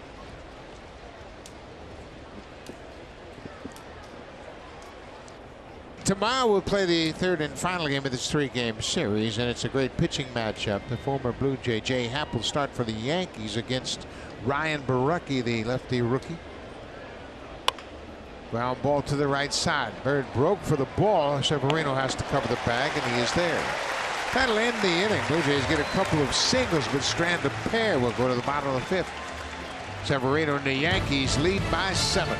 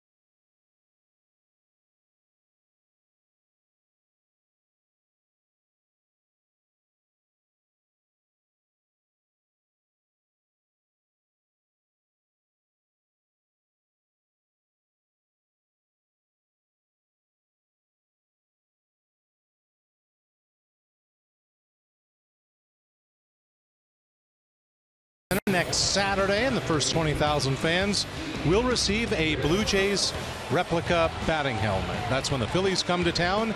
BlueJays.com for tickets on Blue Jays replica batting helmet day. Guys? Always a good giveaway. Everybody likes to get those replica batting helmets. And Sean Reed Foley back to start the bottom of the 5th Reed Foley has thrown 84 pitches to this point, and he gets another look at the Yankee lineup. It'll be Gregorius, the cleanup hitter, then the rookie Andujar, and Gleyber Torres, also a rookie.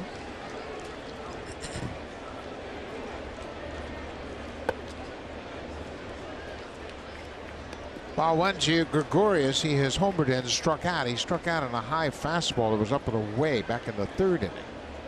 He was overpowered by that fastball up and away.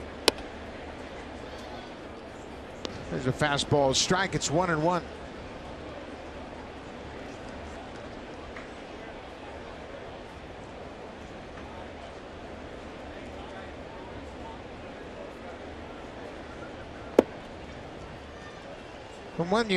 The thing you want to see from a younger pitcher, or any pitcher for that matter, is consistency. To be able to throw strikes with a minimum of 3 pitches if you're a starter. And we have seen glimpses of some impressive stuff from Reed Foley, but the consistency we haven't seen in his first 2 starts. But he's young. He's 22. 22, and he's learning. He was in Double-A 2 years ago. There's that fastball we were talking about. It's got a little late life to it. Here's Miguel Andujar has another extra base hit here this afternoon. Full count to Gregorius. Ground ball. Travis to his right. Backhands. You better hurry. Just in time to get Gregorius. 1 away. It has not gone in the Blue Jays' favor this year against the Yankees. They lost last night 7-5, but Aaron Boone's Yankees have had the upper hand in this season's series. They lead the major leagues in home runs, and they've done it against the Blue Jays 69 times this year in those 14 meetings. They've won 10 out of those 14. They've outpitched them. They've outhit them. Got to keep them in the ballpark.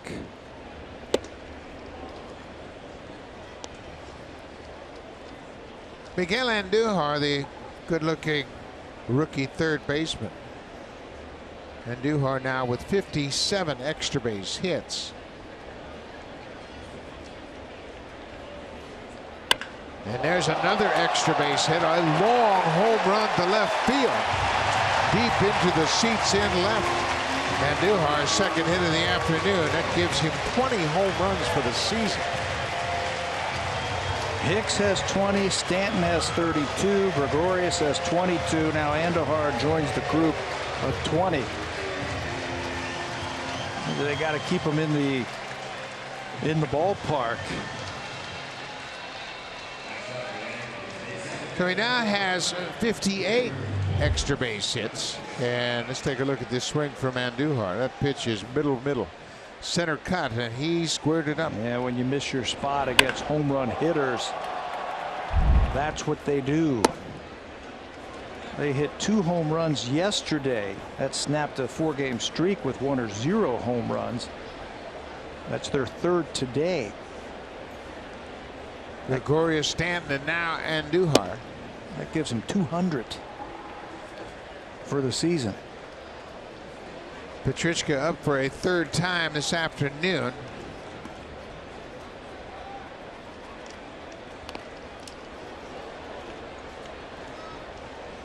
The Yankees at 200 home runs. They're on pace for 262 for the season. The major league record for home runs, 264 home runs by the Mariners in '97. They might shatter that. That one right off the right shoulder of Danny Jansen. He's got that guard there, but it's not a whole lot of padding. No, you can't have a whole lot of real thick padding on your throwing shoulder for sure. There's another base hit as Torres goes down and hits that breaking ball into left field. That's his second hit of the afternoon, and that's going to be the end of the day for Sean Reed Foley. He makes the call to the bullpen. Jake Petrichka has been up a few times this afternoon. He'll finally come into the ball game. Reed Foley, his first start in Yankee Stadium, did not go as he expected or he had hoped. So he will leave the ball game with 1 out here in the 5th. And whatever Gibbons said made him smile a bit. Hey, you're going to have better days, young man. And the lesson is ongoing, but his day has come to an end after 96 pitches. Jake Petrichka will take over. He'll face Greg Bird when we come back to Yankee Stadium. 8-0 New York.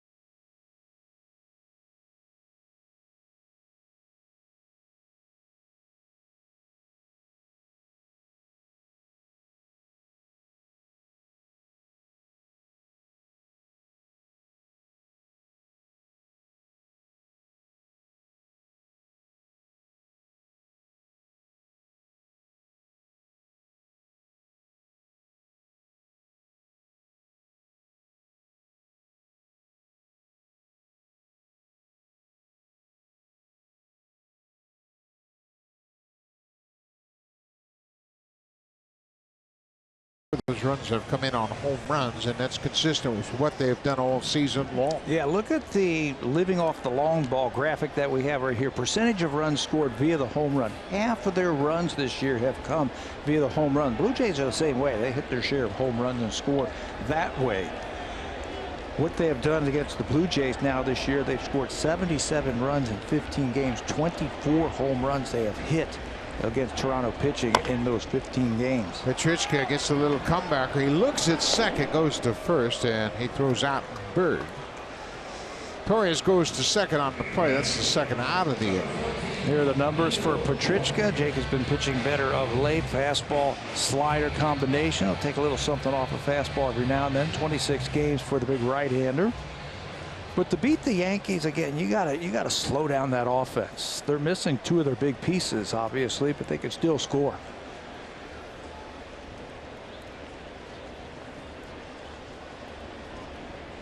Neil Walker has walked and struck out. The right fielder is 0 for 1 this afternoon. Torres now in scoring position, 2 outs. Petrichka delivers a first pitch strike. Yankees have 8 runs on 7 hits, including 3 home runs. Blue Jays have been shut out on 4 hits. It's a Yankee team that when we came to town was having trouble scoring. Oh, gets away from Jansen. He's still not sure where it is, as it allows the base runner Torres to move up.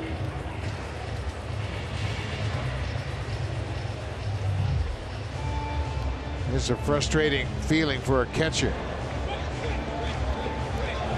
And you can see Petrichka pointing back, gets back at the backstop, and he finally runs it down. See, third wild pitch by the Blue Jays this afternoon. Ball on a strike to the hitter. Craig Foley had wild pitches in the second and third.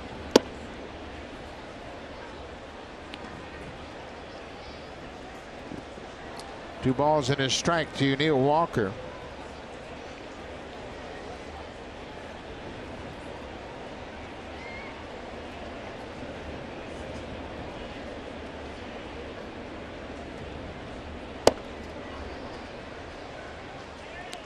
Two and two now.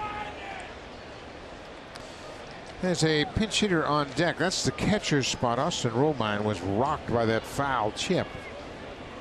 So Kyle Higashioka, the backup catcher, will come on and hit for him if Walker can keep the inning going.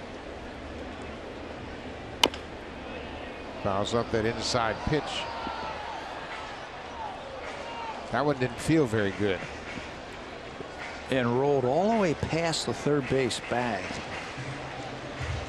Trying to walk it off now.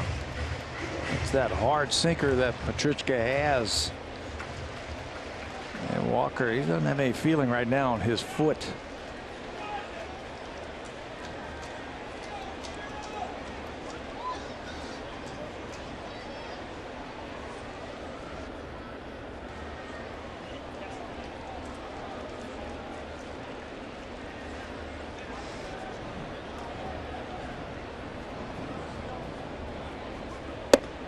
There's a good breaking ball for the strikeout. Petrichka in air, it's a base runner. He leaves him on base.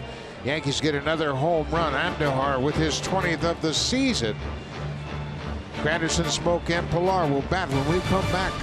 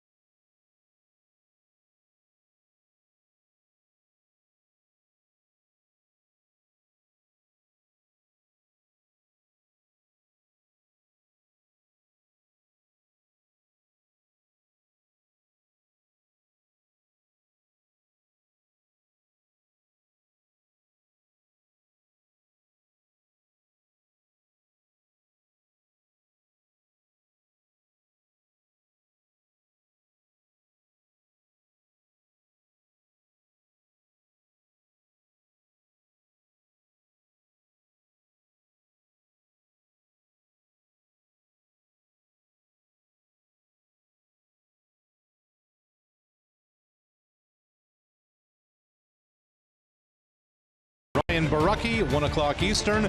We'll have it for you on Sportsnet. It's also available, the Pinoy edition, on Omni. 1 o'clock Eastern, 10 Pacific. Barucki Happ, Blue Jays Yankees series finale. Yeah, it'd be a pretty cool matchup, Arash, as Jay Happ took Ryan Barucki under his wing when they were both teammates in Toronto, and now they will be bound opponents tomorrow afternoon in the series finale. 8-0 New York. They've scored in every inning to this point. New catcher taking over for Austin Romine is Kyle Higashioka. He's the backup catcher, and he's 28 years old, originally drafted by the Yankees. Came out of high school in Huntington Beach, California. Romine got rocked by that foul tip. Yeah, they were already missing their #1 catcher in Gary Sanchez, and now their backup catcher has to leave this afternoon's game.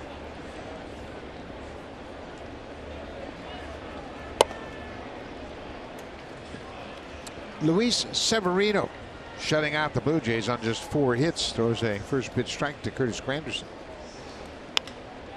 Granderson makes a bid for another hit. That's a fair ball down the left field line. He's around first, headed for second. The ball gets away from Gardner, and Granderson still having trouble, and he drops it again. So I think that's going to be an error on Granderson. That ball got past him initially. He went to pick it up, dropped it a second time, and Granderson had stopped at second, so I might think that's going to be an error. Yeah, Gardner had only had 1 error all season long in the outfield. He plays a great outfield, but he had all kind of problem. First of all, the ball gets by him. 1, 2, drops it 2 times, and then finally picks it up and gets the ball back into the infield. It is a double for Granderson, an air charge to Gardner, his second of the season.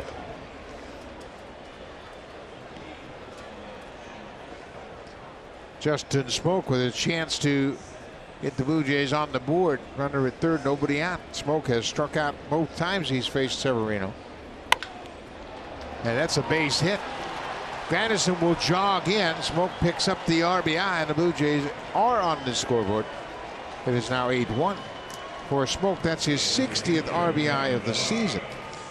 With a little help from the defense of the Yankees, Severino knows that his day is getting close to being over, so he's charging fastball right in there with an 8-run lead. Blue Jays took advantage of that, and the manager said, you know what, that's enough from my ace. So Severino is out of the ball game. The Yankees will make a pitching coach.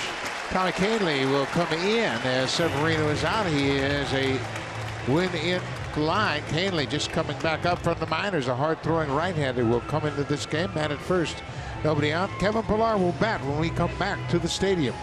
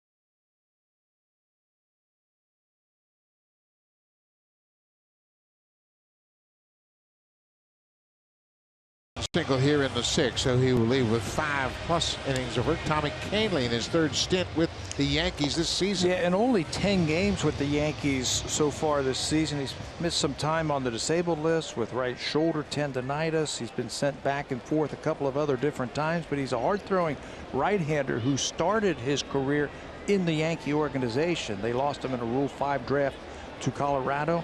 Then a couple of trades later, here he is back with the Yankees, and he's a solid piece out in that bullpen. He's got a triple-digit fastball. Kahnle is from New York. He's from Latham, New York. He's 29 years old. Kevin Pillar was after that first pitch. Falls behind 0-1. Granderson doubled. Smoke knocked him in with an RBI single. It's now 8-1 New York. Pillar is 0 for 2. He struck out against Severino in the 4th.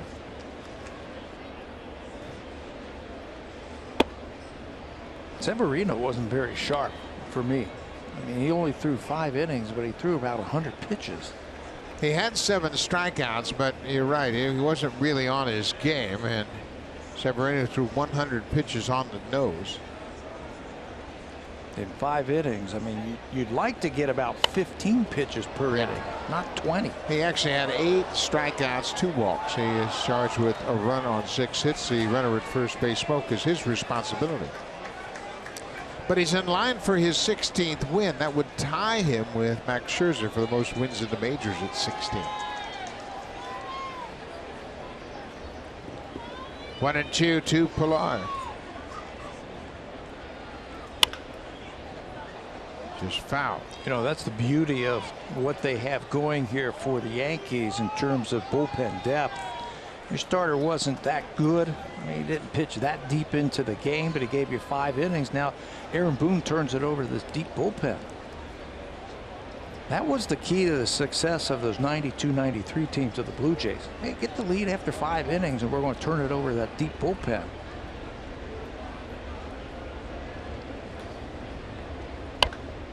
Pillar fouls it off. Talk about deep bullpens. How about what the Oakland A's bullpen did last night against Houston? As they had 5 innings, they gave up 1 run on 1 hit, and they were able to win an extra inning. And now Houston has just a 1-game lead over Oakland. I find it very interesting that, you know, Oakland said when we were out there, all they needed to do, they needed to go get some pitching depth. They needed starters. What did they do? They went out and got bullpen depth. And they added more relievers to their bullpen, picked up Fernando Rodney since the Blue Jays last saw them. Sean Kelly let go by Washington, also there.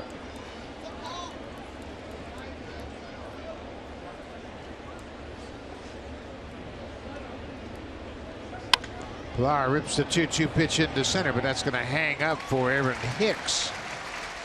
1 away.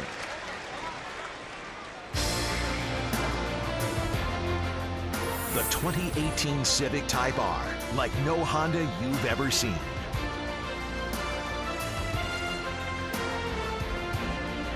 Beautiful afternoon in New York. It was 30 degrees at the start of play, and the crowd has turned out. It's a pregame celebration honoring the '98 World Series champion New York Yankees team. Joe Torre threw out the first pitch this afternoon, the manager of that great ball club. 125 games with the regular season and the postseason. Crazy. 125 wins in a season, capping off with the 24th, at that time, their 24th World Series championship.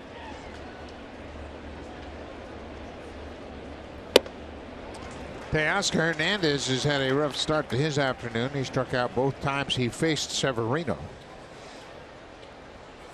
Caneley's got a swing and miss breaking ball that he'll use a lot in these situations. Just after that high fastball, let's see if he comes to it and uses it.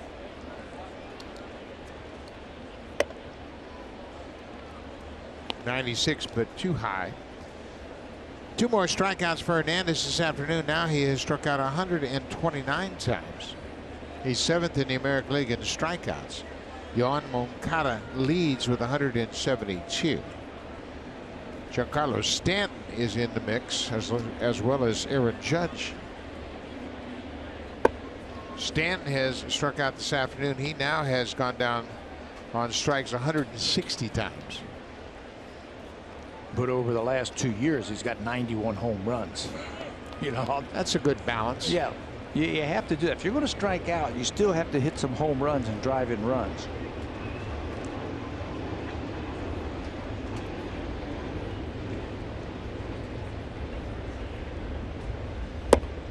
Outside, it's a full count.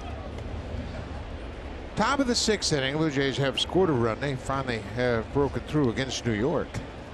Blue Jays lost last night 7-5 in that rain-shortened 7-inning opener of this 3-game series.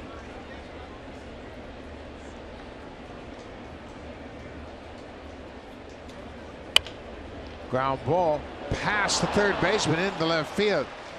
Hernandez may have broken his bat. It sounded like a broken bat, but it sneaks through for a single. 3rd hit of the inning for the Jays.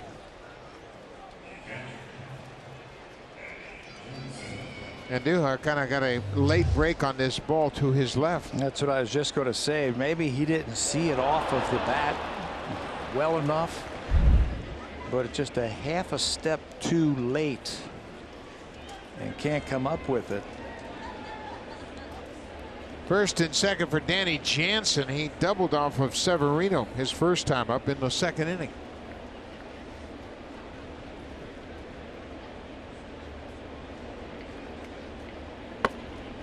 Ball 1.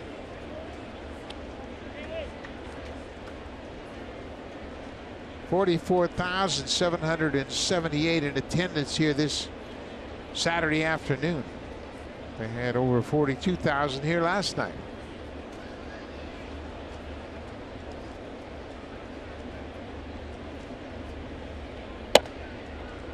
Good take. It's 2-0.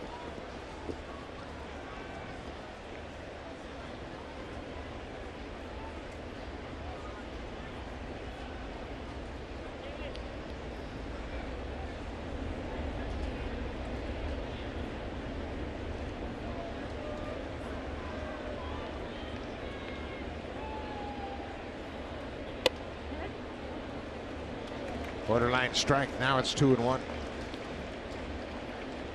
Canley's working to a new catcher. Austin Romine, the starter, was taken out of the game after he took a shot off his catcher's mask. Kyle Higashioka came in the game defensively.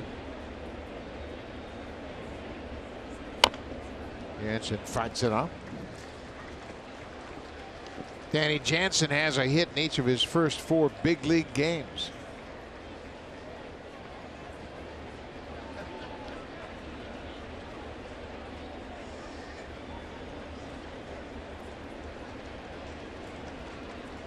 It's got a 2-2 count now. Blue Jays have a run on 3 hits this inning.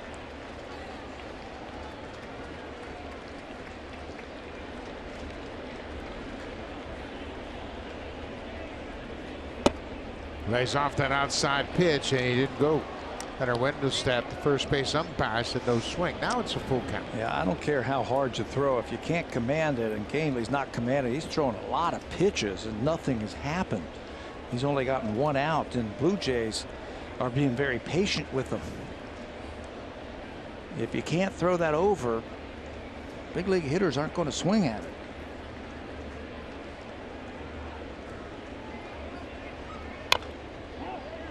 Might have been an off-speed pitch. It's fouled up.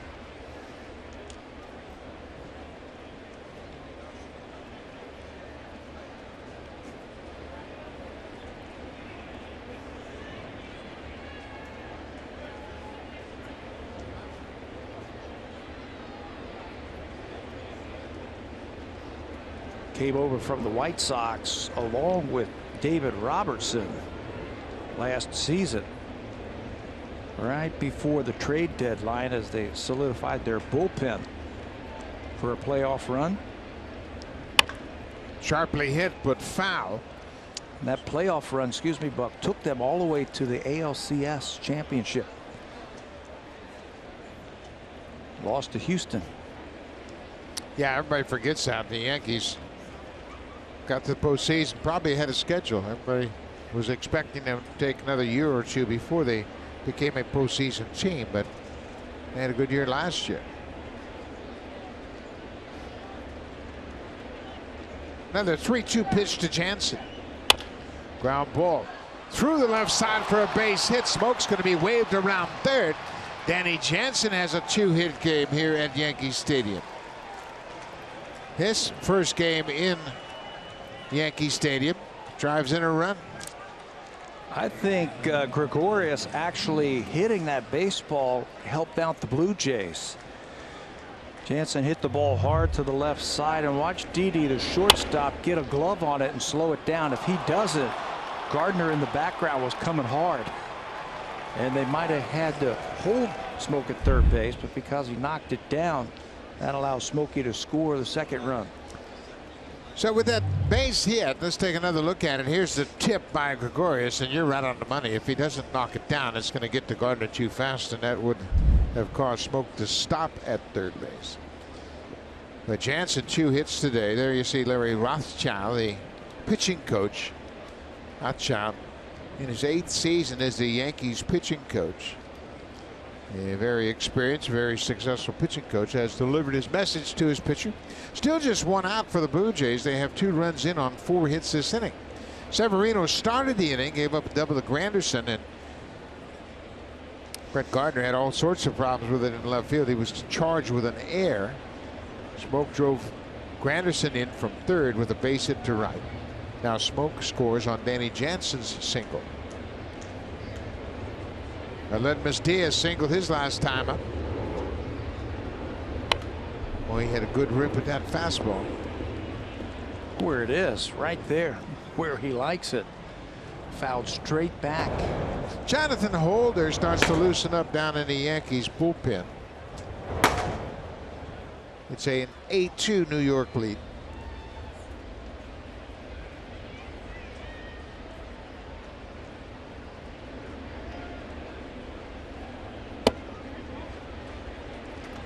The high strike. It's 0-2. Diaz with his average now at 257. And a slow steady climb for him in the second half. This Granderson continues to serve as the senior member of this team, and he's talking to Sean Reed-Foley, who started. Diaz strikes out. It's the second out of the inning. Before that strikeout, 6 of the last 9 batters coming to the plate for the Blue Jays had gotten a hit. Starting to figure out this Yankee pitching. But Diaz is going to strike out. This is the 9th strikeout this afternoon by a Blue Jay hitter. Still looking for that one big hit. Those 3-run home runs that get you back into the game. Richard Urena is 1 for 2 with a single.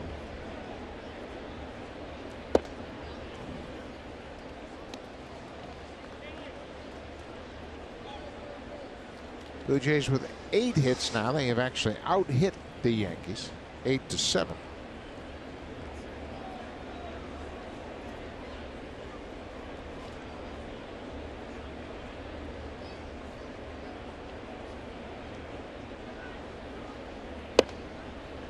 Ball 2.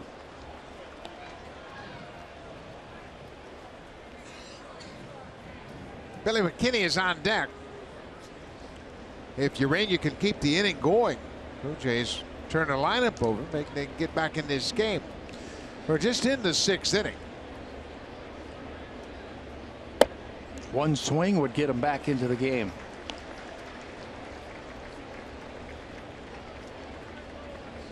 Urena has a home run, and it came in New York. It was at Citi Field against the Mets during interleague play.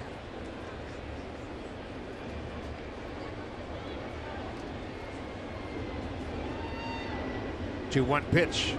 Now it's 3-1. Severino threw 100 pitches. Faced 2 batters here in the 6th inning. Then he was lifted. Canely has come on.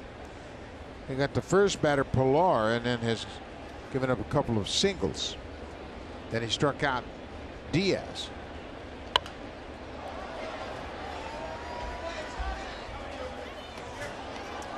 So it's 3-2. There are 2 outs. So Hernandez from second, Jansen from first. He'll be moving on the pitch, and the defense is way behind him, so they'll get a big jump. Higashioka reminding everybody that the play is going to be over at first base on the ground. Runners will be taken off on the pitch. This is his 31st pitch of the inning. And it's ball 4. So that will load the bases. That might be his final pitch. Holder has had plenty of time to get loose. 31 pitches, and here comes Aaron Boone. He's going to make a pitching change, as Tommy Canely just couldn't get anything going. Blue Jays worked him over, and it's the bottom of the lineup that has done the damage.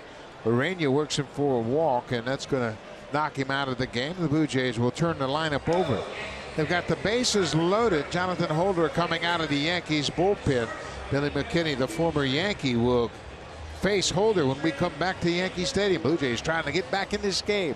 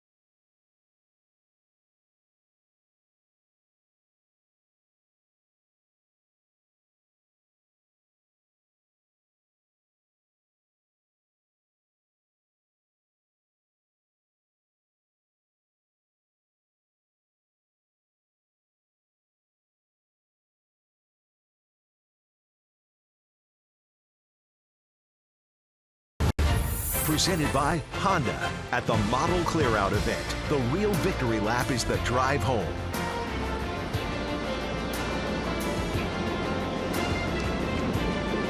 You take the subway from downtown New York and you come out 161st Street and you're at Yankee Stadium. That's where we are now as the Blue Jays are threatening here in the sixth. New pitcher is Jonathan Holder. Holder has been a nice surprise for them. He did not allow a run over 23 relief appearances from the end of April to the end of June. Came in for the 44th time that last series and had a couple of strikeouts. He's got a good breaking ball. He'll use it a lot.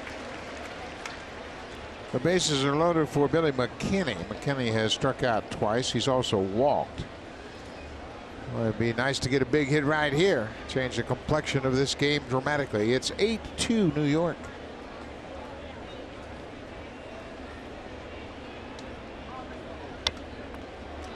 He fouls that one back.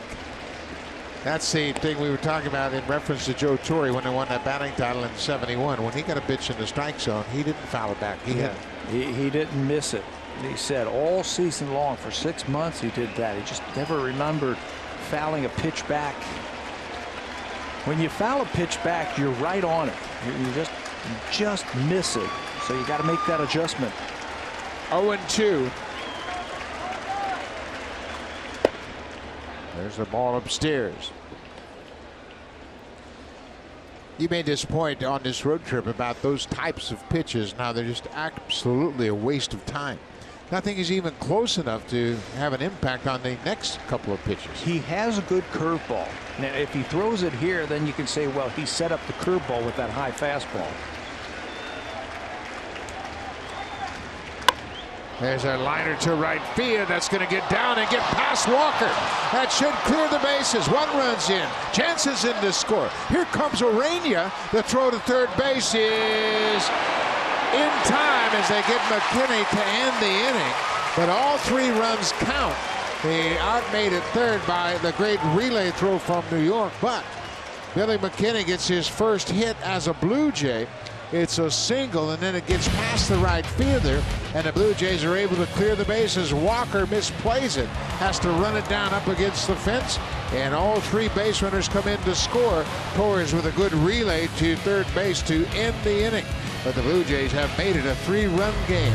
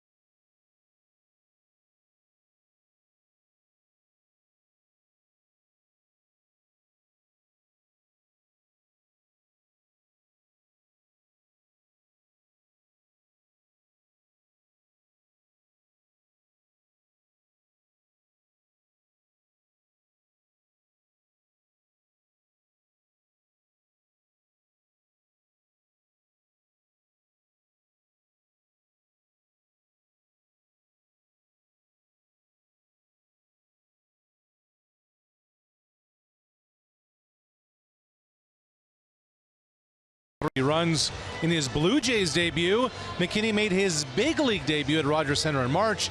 He hurt his shoulder for the Yankees in that opening day series. He spent a lot of time observing while on the DL in New York, and while watching his old teammates, he paid attention to what they did away from the white lines. And McKinney said to him, one of the most important elements is going about things the right way in the clubhouse, being a true big leaguer. And as such, guys, he said in his stint up with the Blue Jays now, I want to stay out of the way and behind the scenes. Then again, hard to do that when you just nearly had a triple in clearing the bases for 3 RBI. Yeah, he picks up 2 RBIs. He's thrown out trying to advance to third, and he'd probably have been better off just to stop at second, given where the Blue Jays were in their lineup. Devin Travis would have hit, but nonetheless, it's now a 3-run game. Billy McKinney with his first hit as a Blue Jay picks up 2 RBIs, a 5-run inning, and that was an ugly inning for New York. Severino started it gave up hits to the first 2 batters, so he is charged with 2 earned runs. And now it's a different ball game. Jake Petrichka trying to keep it where we're at. Kyle Higashioka is the hitter. He takes the first pitch strike.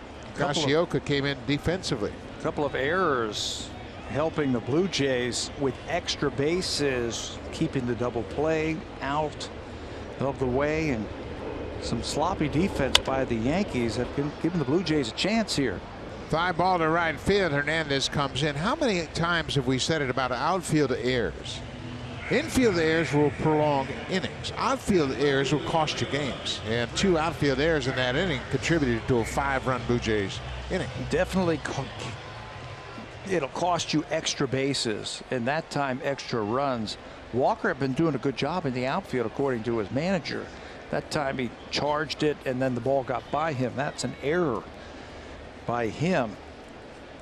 Well, let's see if the Blue Jays can capitalize on that. They've drawn closer. Brett Gardner has gone 0 for 2 officially. He walked and scored the first Yankee run way back in the first inning. Yeah, Walker is making his 8th start in right field, but he got too aggressive in that situation. Jaime Garcia now starting to loosen up for the Jays. Brett Gardner committed an error on the Granderson double that started the inning. For Gardner, just his 2nd error of the season. But it opened up the door for the Blue Jays, and they walked right in, scored a 5 spot.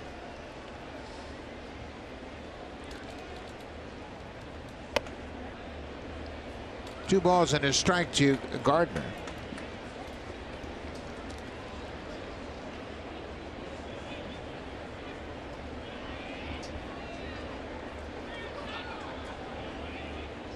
I think Grandy is talking about his next at bat, which is probably going to be against Zach Britton.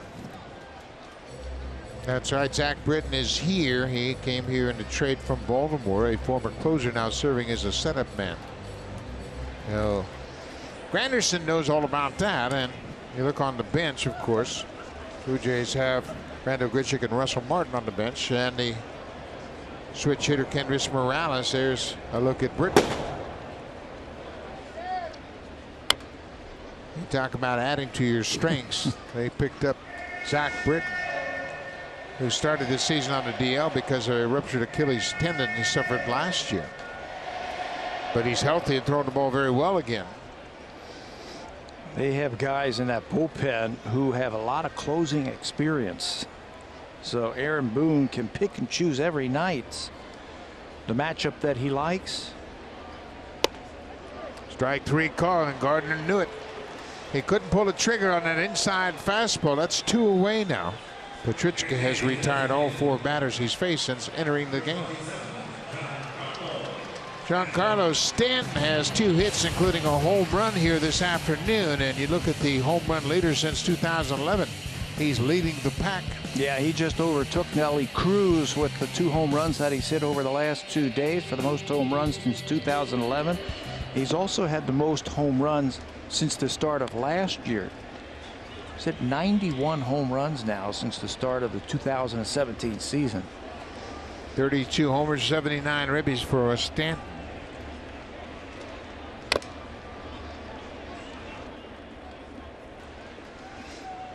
I think everybody knew that that was going to be a good pickup for the Yankees in this ballpark. He doesn't have to hit it or get all of it to hit it out of here to right field. Now, he will have some fly ball home runs, but boy, when he squares it up, he makes this ballpark look even smaller than it is. Jake Petrichka trying to close out the Yanks here in the bottom of the 6th. Swing and a miss. You know, there's so much talk in this day and age about launch angle, but when you look at Giancarlo Stanton's swing, it's pretty level. It's almost as if he's chopping down on the baseball to create the backspin. This is popped up on the infield. Smoke gives way to the second baseman Travis, and Petrichka, nice outing to this point. He's retired all 5 he has faced, and he's kept it within striking distance. 8-5 New York.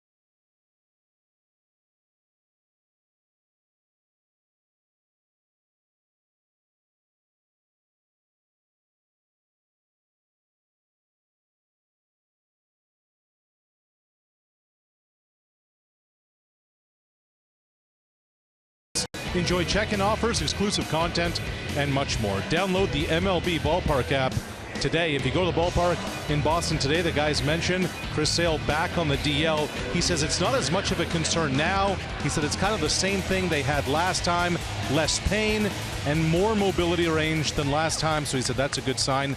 Bucky was asked, would you be pitching if the division race was closer? He said, probably. He said, I feel I could probably get out there if push came to shove. Yeah, but obviously, given their comfortable lead in the AL East, no reason to take a chance. This is Zach Britton facing Devin Travis. Britton is a sinker ball specialist. Yes, so you got to make him get that up. This is his 10th appearance with the Yankees since they acquired him from Baltimore. He had a 1-2-3 7th inning, a perfect 7th inning his last time out against Tampa. It's hard sinker after hard sinker.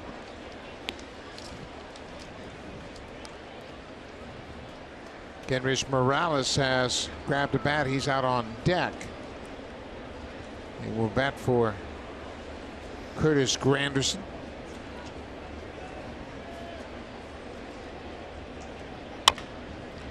Ground ball. Big hop for the shortstop, Gregorius. One away.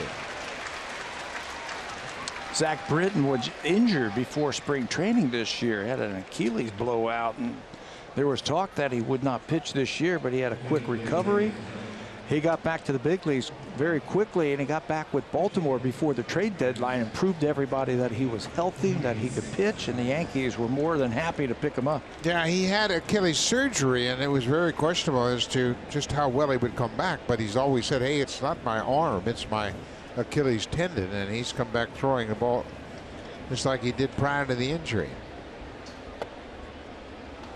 Kenrich Morales batting for Curtis Granderson. Granderson had a perfect day, 2 for 2 with a walk. He started the 6-inning rally with a leadoff double.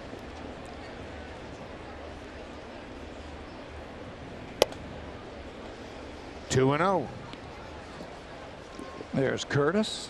Curtis owns a career home run against Zach Britton. He's had a couple of hits against him in his career, one of them a home run. And the Blue Jays need base runners. Still down by 3. Bouncing ball. They played him in the shift. That's the second baseman, Torres.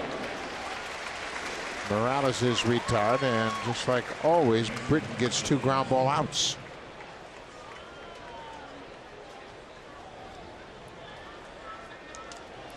So 2 quick outs here in the 7th. You talk about shortening a ball game. Britton in the 7th, Betances in the 8th, Chapman in the 9th. That's a tough combination. Yeah. You get a lot of strikeouts, a lot of ground balls with those 3 guys. It's a lot like what Oakland has put together out there.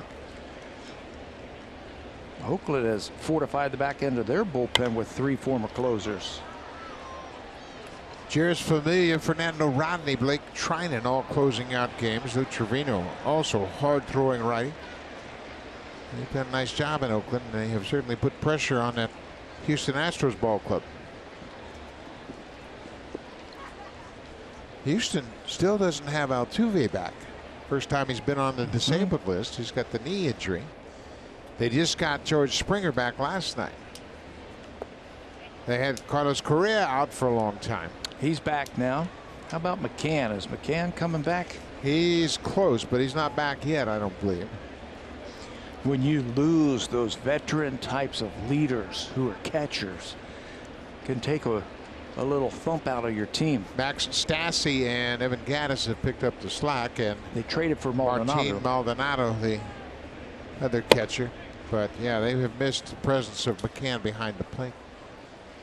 Springer is back in the lineup for the game. It's going to start a little bit later. It's in Oakland, as Oakland has their fate right in front of them. They can tie the Astros for first place with a win today. They walked them off yesterday. Smoke hits it on the ground, and Gregorius from deep shortstop, and Bird can't hold on to it. It'll be an infield hit for Justin Smoke, his second hit of the game. Gregorius made a good throw, and Bird couldn't hold on to it. That ball was sinking fast at first base, but it's still a catchable ball. Didi Gregorius gets a good jump, Catches it, makes like Derek Jeter all the way across the diamond, but Bird can't come up with it. It was sinking. He stretches out, and that's a catchable ball. Yeah, and it's unfortunate because he's not been swinging the bat well. He's got a chance to make a nice play here, and he can't come up with it. Funny how he went after it, and I know it was going to be a short hop, but he kind of slapped it back to the dirt. So it's an infield hit for Smoke. Britton has gotten 3 ground balls since he's come into the game. Kevin Pillar, he's faced Britton a lot. He's 3 for 12.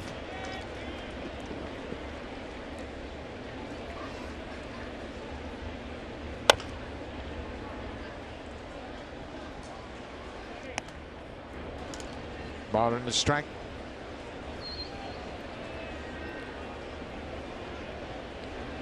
Two outs. Smoke is at first. Kind of surprising that the Yankees continue to hold on to base runner at first. Very surprising. Justin Smoke doesn't run well. He'll tell you that. And we've been saying Britton has a lot of ground balls in him. Anything on the right side is going to be a base hit. There's a ground ball to third. And Duhar goes to second for the force out. That ends the inning. Blue Jays get an infield hit and nothing more. So the bottom of the 7th here in New York. Yankees have an 8-5 lead.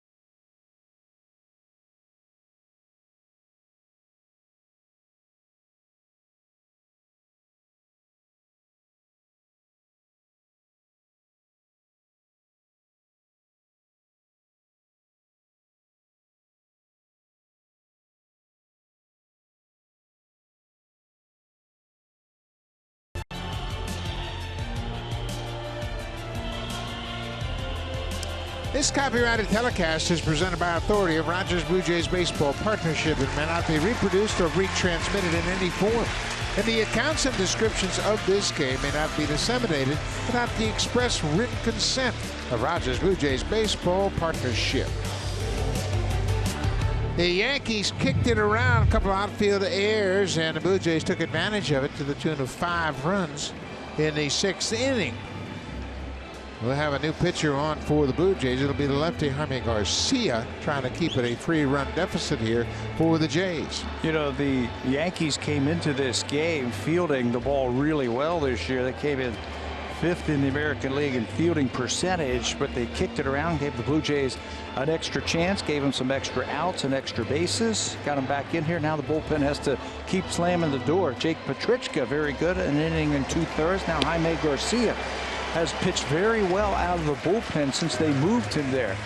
He has thrown his last 5 outings, has not given up an earned run. Last time we saw him was in Kansas City. In that 6-2 loss, he threw a perfect clean inning against the Royals. Now he gets the Yankees this afternoon. He's just been very aggressive since they moved him into the pen. And we've seen that a couple of times over the years where starters go down to the bullpen and they don't have to worry about trying to get 21 outs. Just go out there and just work through that inning, become a little bit more aggressive, use your fastball with a little bit more regularity, and good things will happen. Garcia made a start against the Yankees early in the season. He took a loss. He gave up 4 earned runs on 6 hits over 5 1/3. Pete Walker checking in with Dane Johnson down in the Blue Jays bullpen. John Gibbons trying to get the matchup that he wants. First of all, he wants to turn around Aaron Hicks and make him bat right-handed. That's why the left-hander's in. And then you got Gregorius on deck, another left-handed batter. Hicks, Gregorius, and then Andujar. Luis Santos getting up. He'll start to throw.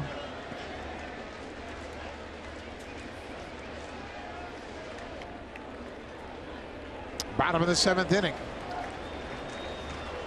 The Yankees have scored in 5 straight innings to start this game. Jake Petrichka threw up a 0 in the 6th.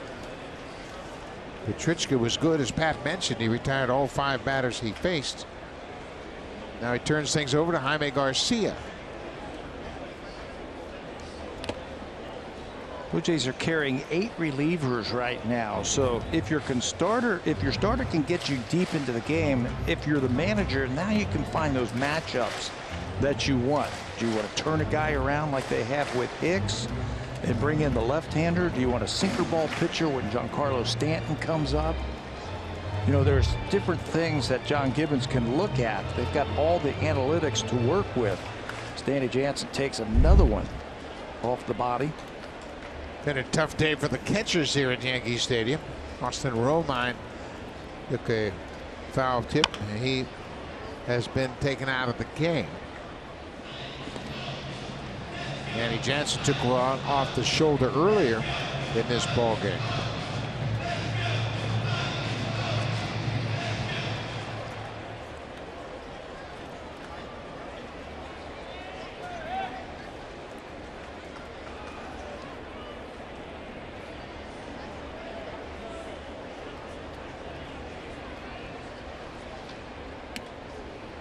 Almost got away from Jansen.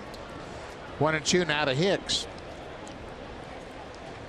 Dellin Betances loosening up. He's the 8th inning guy for this Yankees ball club. When it was 8-0, he was probably saying, well, I got the day off today. They've let him back in. Hicks flies to left field, and McKinney makes the catch.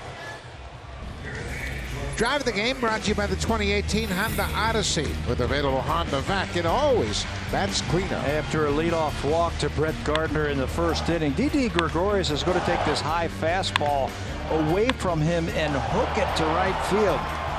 You don't have to hit it that far to get it out of here at Yankee Stadium. He pops that one right into the bullpen for his 22nd home run of the season, his 22nd of the season.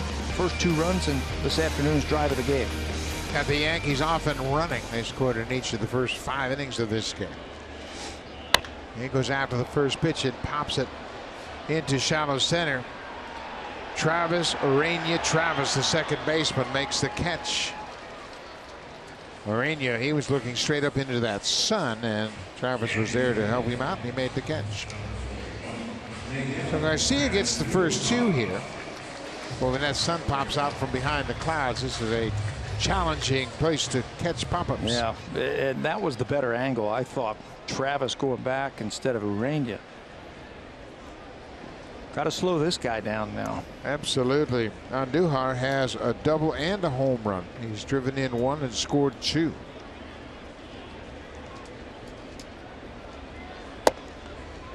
Depends on who you talk to as far as the depth of the Yankees farm system. A lot of people think that they have all their position players here now.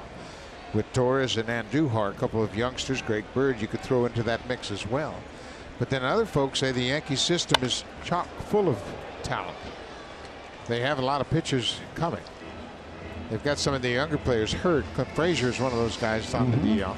Outfielder who could help this team. They've got some good hard-throwing youngsters from what we understand down in A-ball. And you never know with those guys. Some of them could blossom. Some of them could not. Never know. They're so far away from the big leagues. You never know what could happen.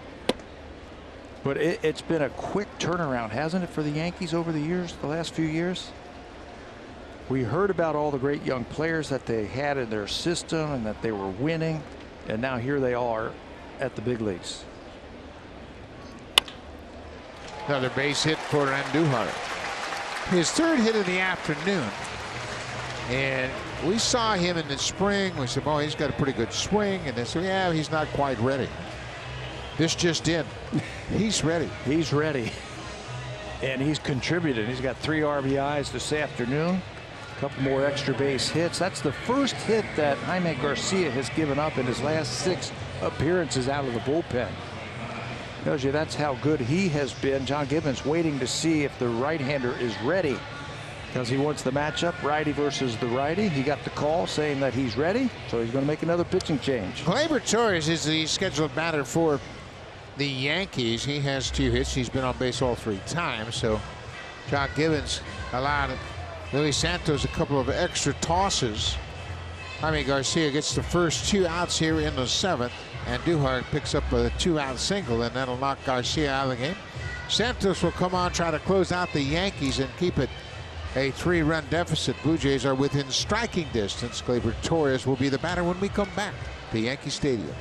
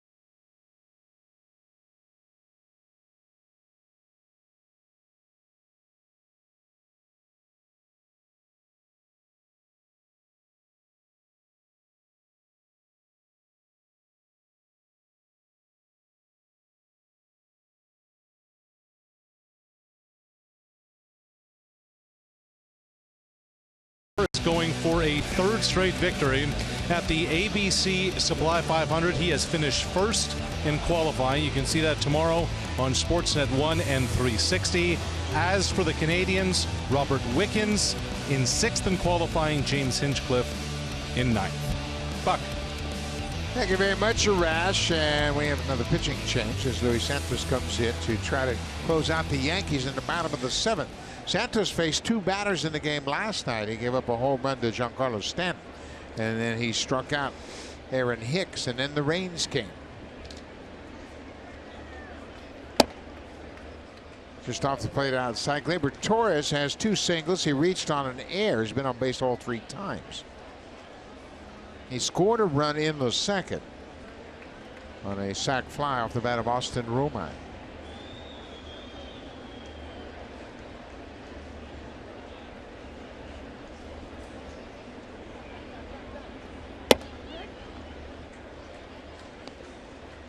Ball and a strike.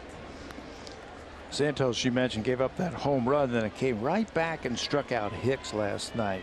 That's something he's done a good job of, striking out batters. When he gets a chance, they'll give him multiple innings, but because he's working on back-to-back days, they're probably bringing him in here just to get out of this inning.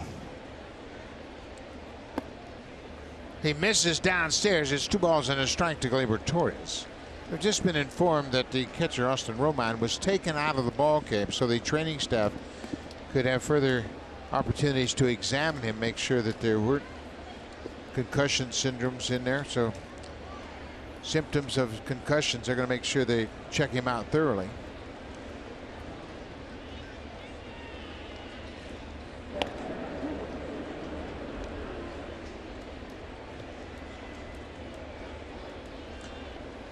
And Duhart does just about everything well on the field, except he doesn't steal a lot of bases. He's 2 for 2.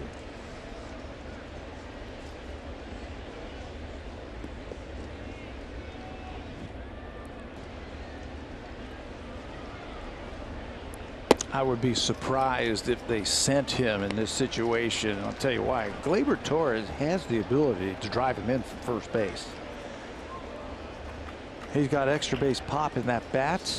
So Aaron Boone, he doesn't have to send him to get him in the scoring position to score a run.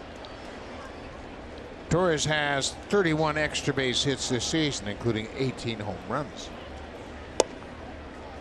There's a strike. It's 3-2 now. So with 2 outs, the runner Andujar at first will be moving on the pitch. Smoke will play behind him and get Santos's attention. So Andujar can get a bigger lead there as Smoke backs up.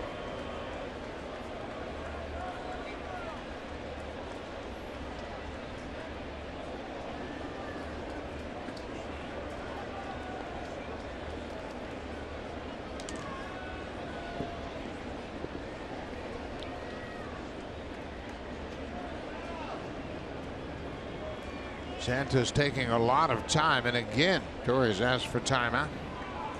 Santos and Jansen, of course, teammates in Buffalo, shouldn't have any problems getting together on the same page.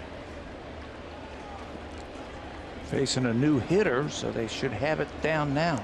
He wants fastball away.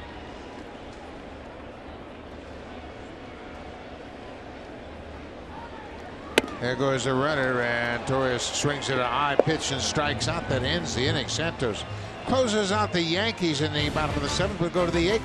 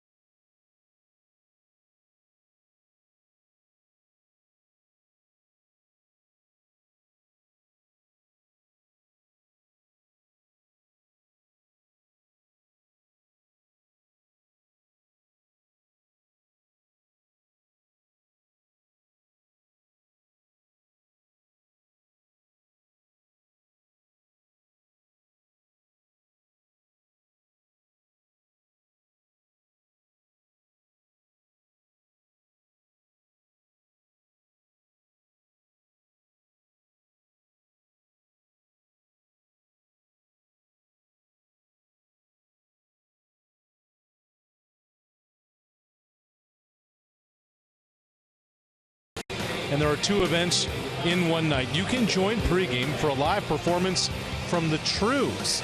Patio opens at 4:30, weather permitting, and BlueJays.com for tickets to Friday Fan Festival presented by Bacardi. We have made it to the top half of the 8th inning, and the Blue Jays with a 5-run 6th inning have closed ground on the Yankees, and now the Blue Jays will have to deal with big Dellin Betances making his 50th appearance of the season. Yeah, really a new and improved Dellin Betances, if you ask me. He has really, over his last 30 games, been that shutdown type of reliever.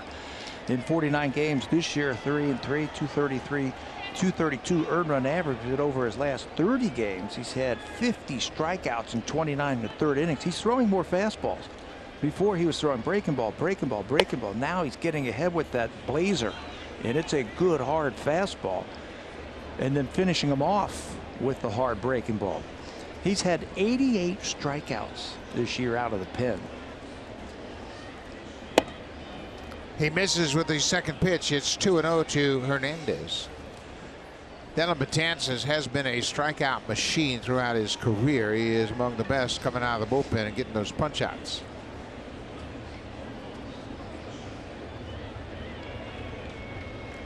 Those 88 strikeouts, that's a really good number. But in Major League Baseball, it's only good for third most out of the bullpen. Josh Hader, who's having a fantastic year for Milwaukee, has 104 strikeouts. Right behind him, Edwin Diaz with 103. Yeah, and the interesting thing about Diaz is he's the closer. He's the closer. He only has 1 inning outings. He's also had 50 save opportunities this year. Hernandez fouls off the 2-strike pitch. It's 2-2.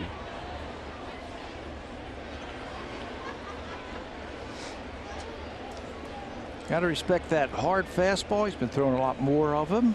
Getting ahead and then finish him off with the breaking ball. There's the breaking ball and he misses.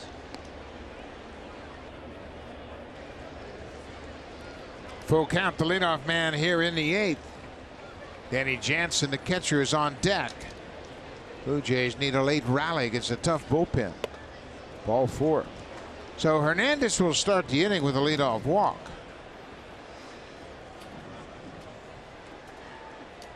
Encouragement for the Blue Jays now. Danny Jansen has 2 hits. He's 2 for 3. Drove in a run with a single in that 5-run 6th inning.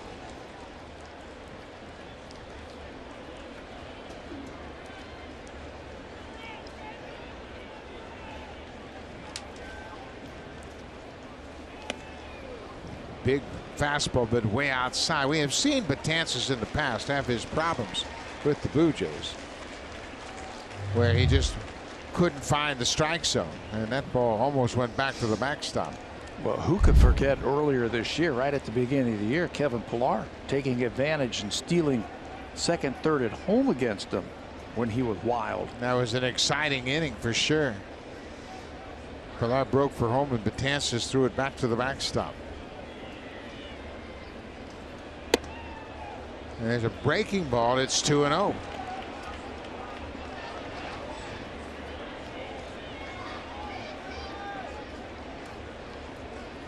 Zach Britton gave up an infield single in the 7th inning, but that was it. Jansen swinging on a 2-0 pitch. Pitch was away.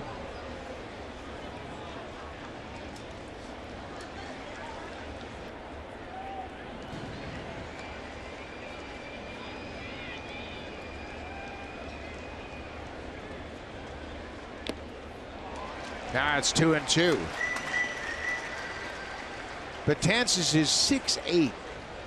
You can see how big he is on the mound, but that really adds to his presence on the mound, creates a wicked angle for hitters. And there's strike 3 call. That breaking ball walks up Danny Jansen.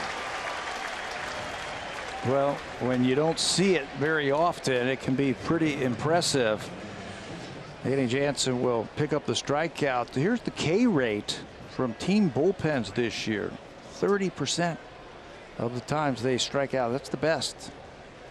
Just ahead of the Astros, Red Sox, Mariners, and Athletics. All of them trying to get into the playoffs. Yeah, when you have a contending ball club, the last thing you want is the bullpen to give up contact. Just move the runners and you're coming into close situations, and if you allow the hitters to put the ball in play, then you never know what might happen. So strikeouts are at a premium for contending teams. The Yankees bullpen, because of that, I think that's the #1 reason they have the best batting average against.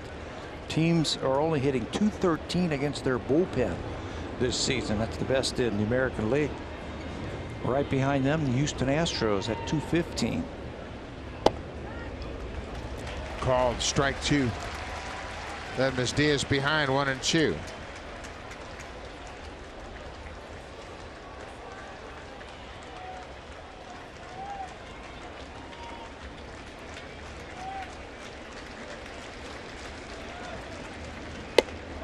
Strike 3 call. That wicked breaking ball. It starts at the hitter, breaks out over the plate for a strike. Back-to-back called strikes for Betances. Fastballs early on to get ahead, and then another one that just freezes. Aledmys Diaz Diaz can't swing at it. He thinks that ball is up and in, but it just bends over the plate. Urania gets jammed, and he pops out to the third baseman, Andujar.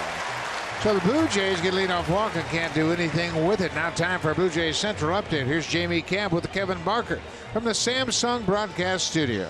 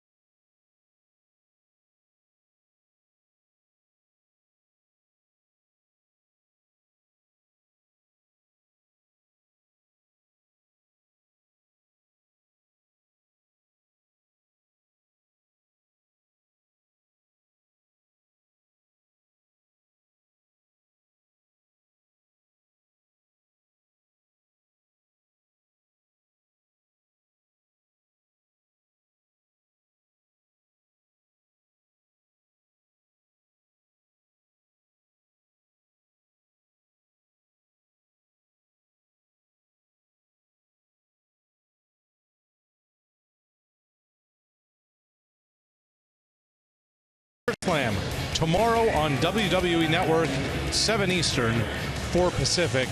One note on Josh Donaldson, guys, who Instagram video of himself running bases.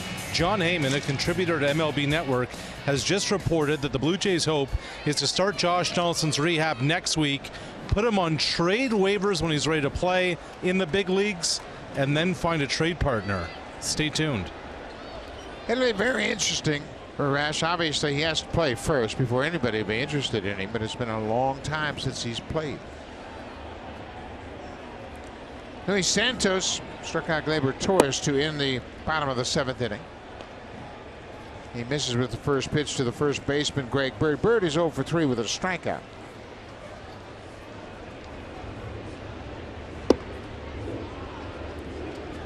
Two and 0.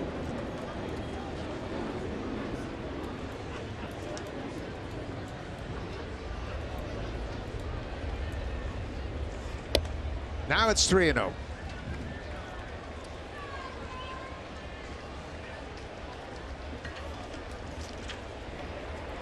Bird was 0 for 2 in the abbreviated game last night.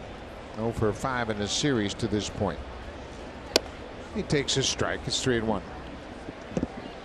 Bird's a guy they really count on a lot. They were hopeful that he'd get his bat going a little bit, but it hasn't happened here lately.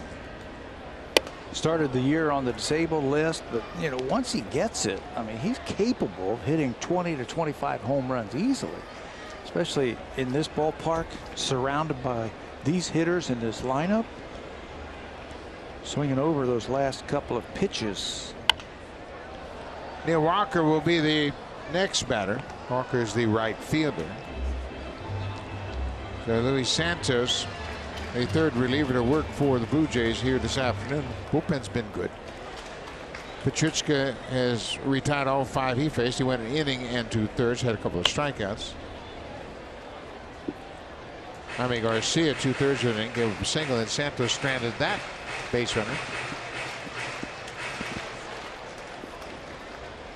Well, this Chapman, the closer for the Yankees, starting to loosen up. It's a Yankee lead at 8-5. There's a drive to right field, and this one's going to go. Bird connects on the 3-2 pitch, hits it in the second deck. Home run number 10 for Greg Bird. That's what the Yankees have been looking for. It's tantalizing his talents.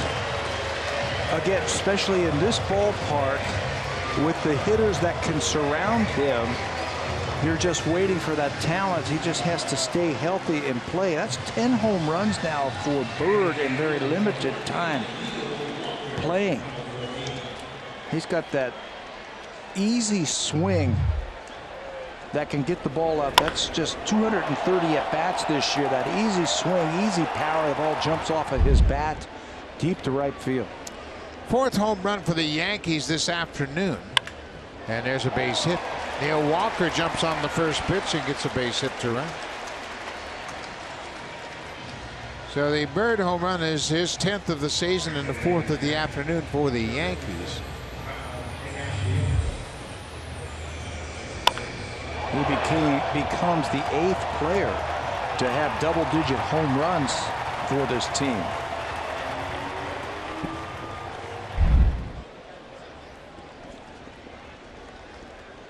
That's a lot of home runs. 8 guys with at least 10.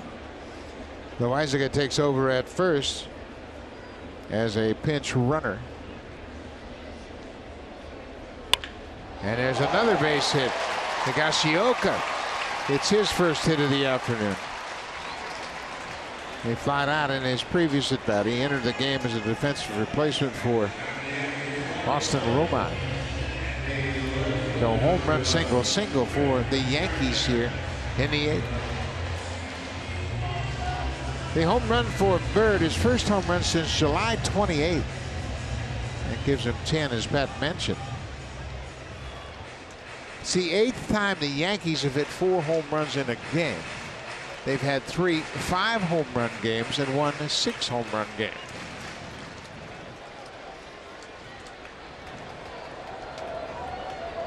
The Yankees now have gotten up at a second pitcher to work down there with Chapman, as their lead is now 4 runs. A.J. Cole throwing alongside. And Ryan Tepera, you know the Blue Jays didn't want to do this. And Tepera up in this situation.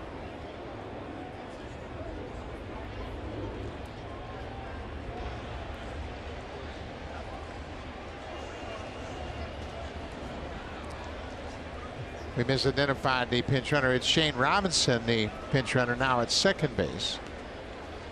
He'll come in to play defense for Walker. He's a better defender. There's still nobody out here in the bottom of the 8th inning.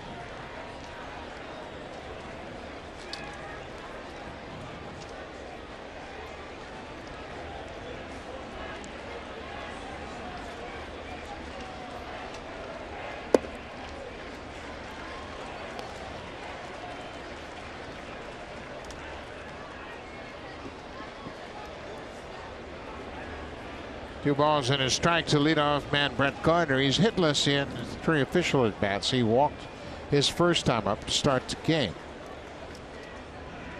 Hasn't gotten the ball out of the infield since.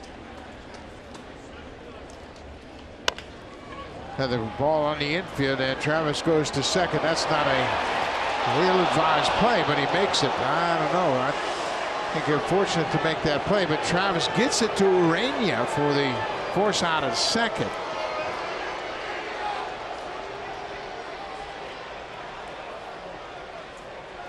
So Gardner's aboard.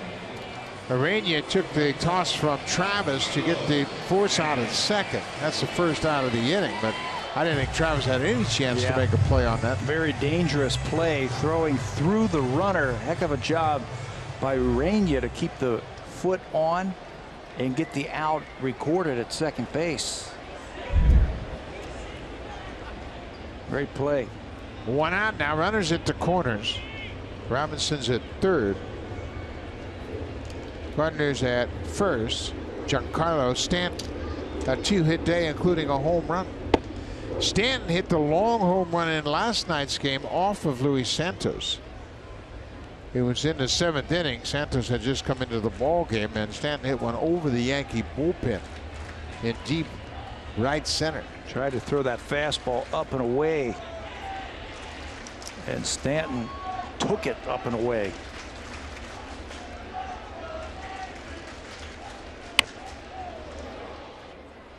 Stanton has an unusual swing. He hits from a closed stance. You don't see that many hitters using a closed stance these days, but boy, does he get the barrel to the baseball. He's 6'6". He's a big guy and tremendously fit. You have to be strong to be able to clear your hips from that stance right there. Helps him to stay closed on balls away from him. Extraordinary power the other way too.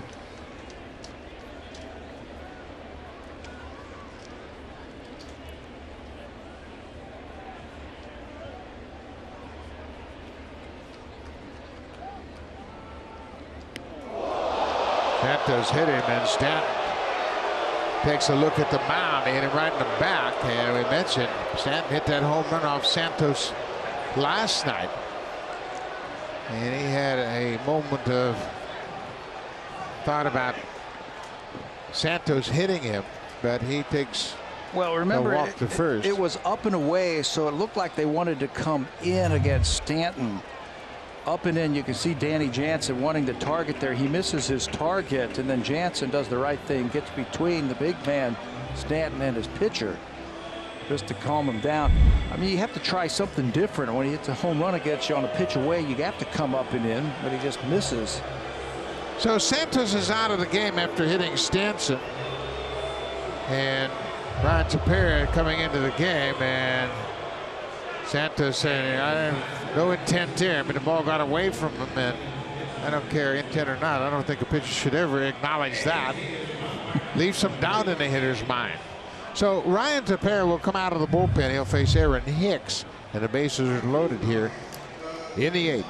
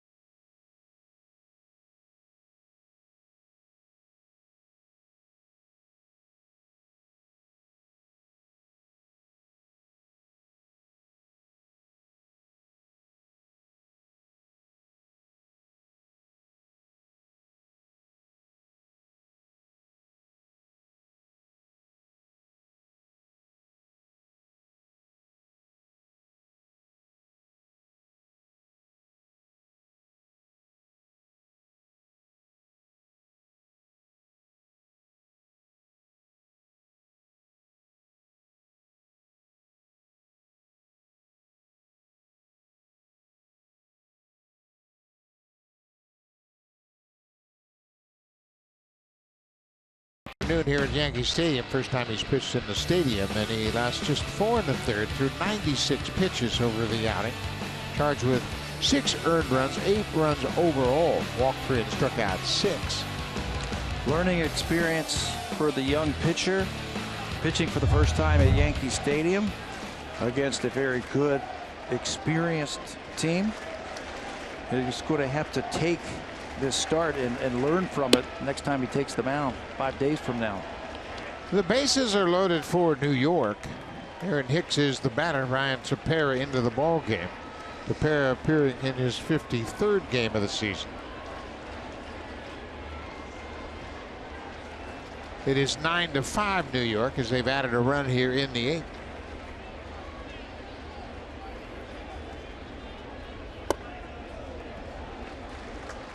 (2-0). Hicks has gone 0 for 3 with the walk. Yankees now with 11 hits. Pinch runner Shane Robinson is at third. Gardner's at second, and Stanton's at first. Yankees have 4 grand slams this year. 3-0. And it's by the normal guys that you would think they would be from. And Duhar has one, Bird has one, Gregorius has one, and of course Giancarlo Stanton with a grand slam.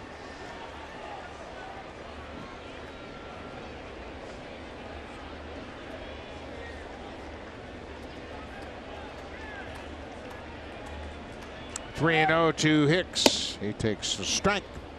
3-1. The Blue Jays have scored in just one inning, and the Yankees helped them out in that inning. The Yankees made 2 errors in the inning, both outfield errors.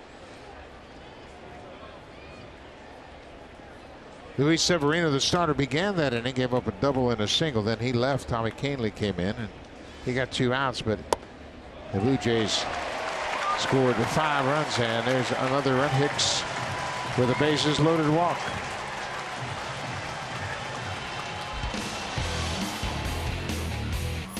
Beauty Tone is the official paint of the Toronto Blue Jays. Only available at Home Hardware. Here's how.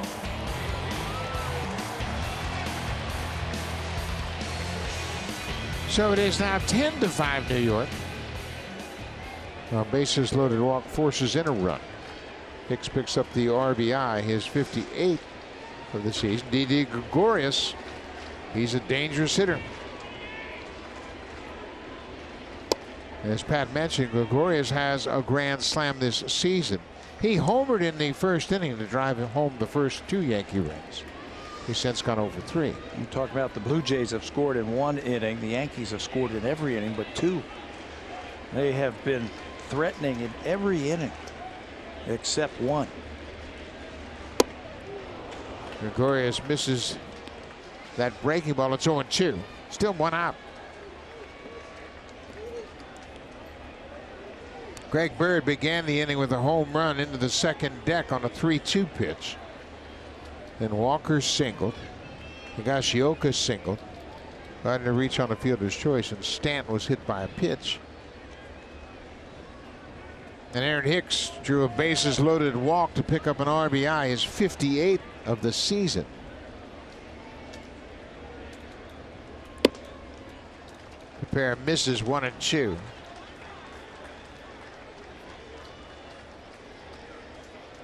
Brian's got that good 2-seam sinker. He could use it here. They're looking for something on the ground.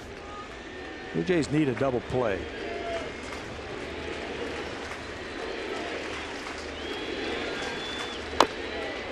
Gregorius fouls that one off his leg.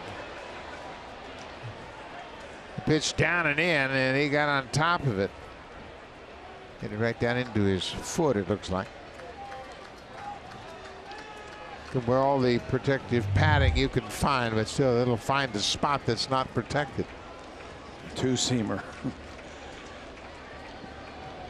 No, that's his cutter. Excuse me, right off of his foot. And padding on the instep, padding on the shin, and it still finds that foot. 1-2 now.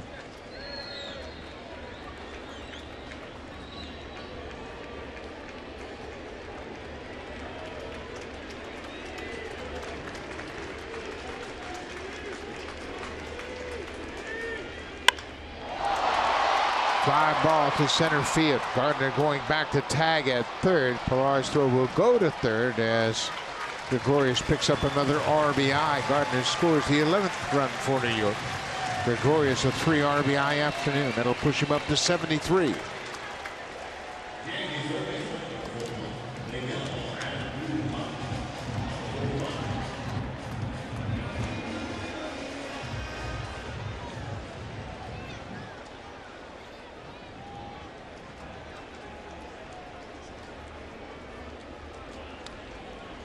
Two outs now for Miguel Andujar.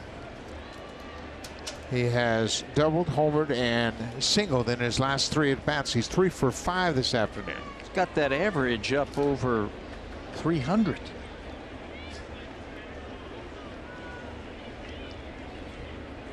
He's driven in 3 runs. He now has 63 RBIs. He's joined the 20 home run club. Fights off that inside pitch with a home run and a double. And Duhar now has 7 doubles, 3 home runs against the Blue Jays, and 12 RBIs this season. He is 17 for 41 against the Jays, making a solid bid for Rookie of the Year.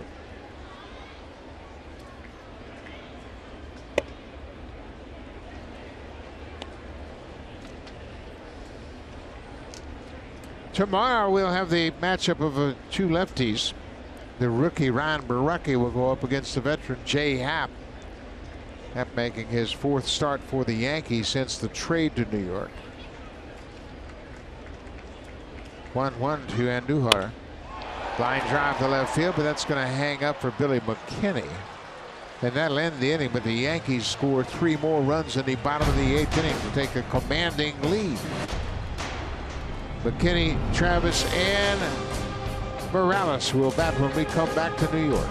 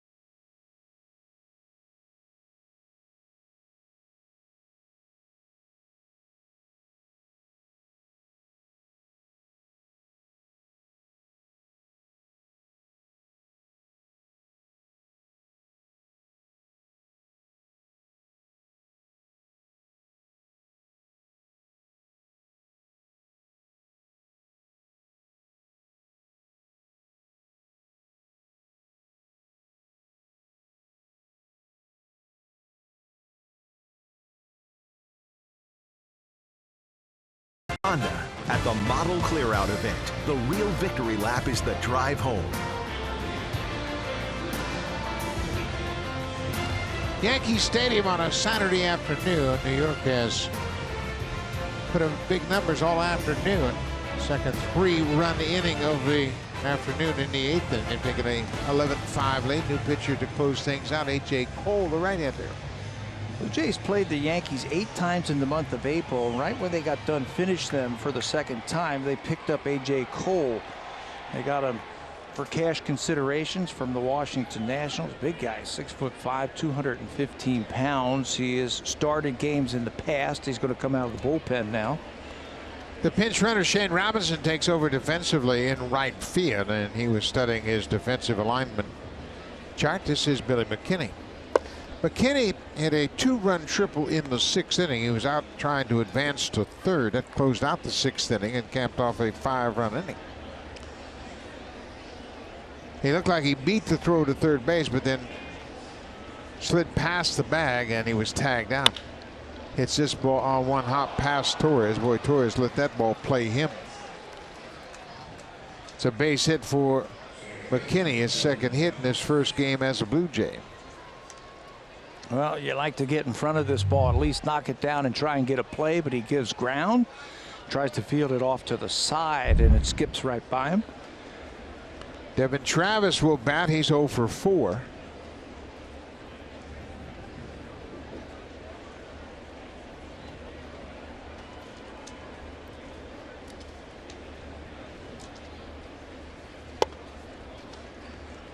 You mentioned Cole came from the Washington Nationals.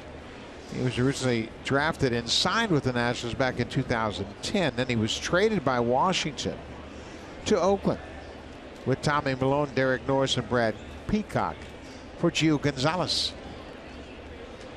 Now, he's been around a little bit. Back and forth to Washington.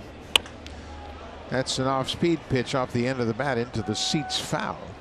And then in January of 2013, he was part of a 3-team trade that involved Blake Trinan to the Nationals. Trinan went from Oakland to the Nationals. The Mariners sent John Jaso to Oakland. Washington sent Mike Morris to Seattle, and Ian Kroll ended up going to Washington from Oakland. So he's been moving around a bit.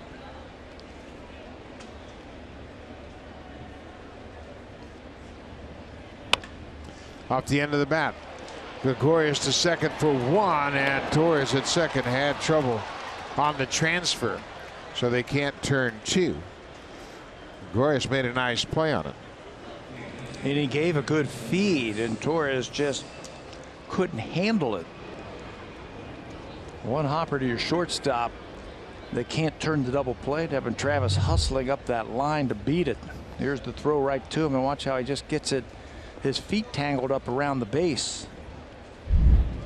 Yeah, the timing was disrupted as they were trying to turn 2. Torres had the double clutch and didn't get much on the throw. Kendrys Morales entered the game to bat against Zach Britton, hitting for Granderson in the 7th. And he grounded out to second base.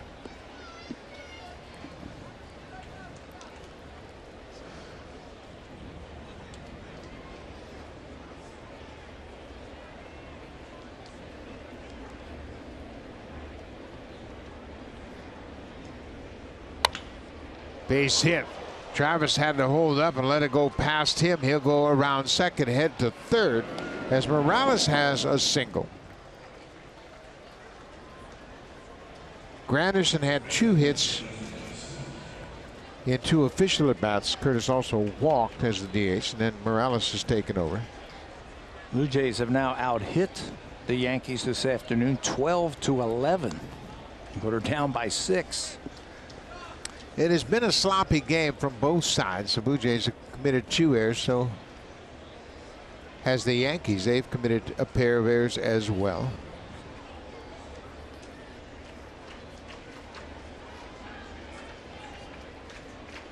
Justin Smoke, he's 2 for 4, single in each of his last 2 at-bats.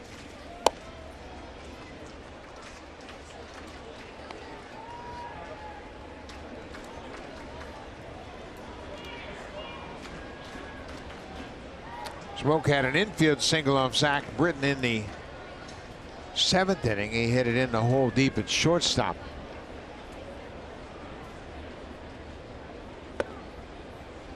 Two and 0. Lots of breaking balls. A.J. Cole up by 6 runs. That's when you start to get into trouble, when you start to pitch away from a team.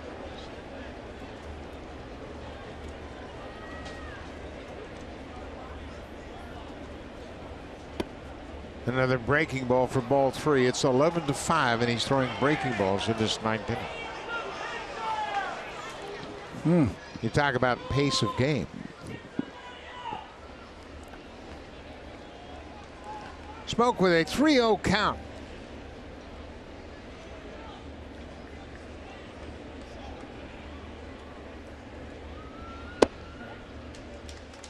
He threw him a 3-1 slider. Guess he feels comfortable throwing that breaking ball. Throwing a lot of them.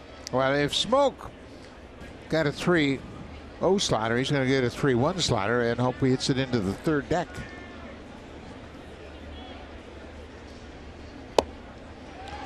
Threw it away from just 81 miles an hour.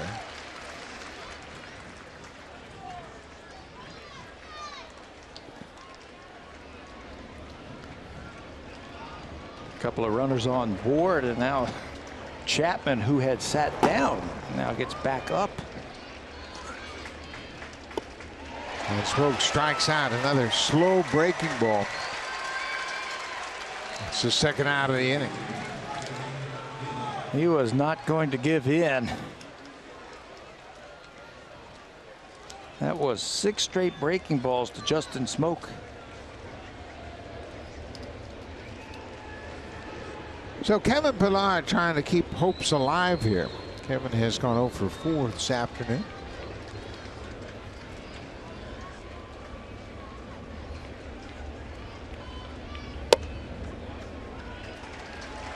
First pitch fastball at 95.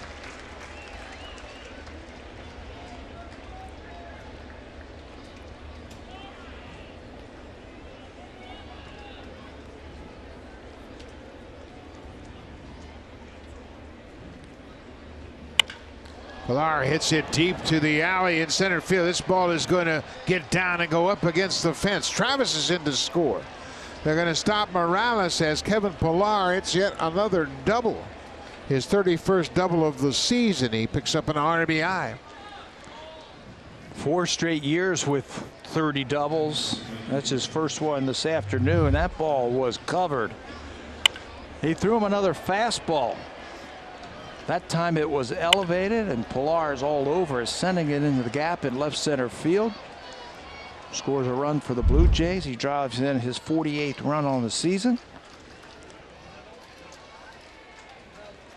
Teoscar Hernandez is 1 for 3. He scored in that 5-run 6th inning.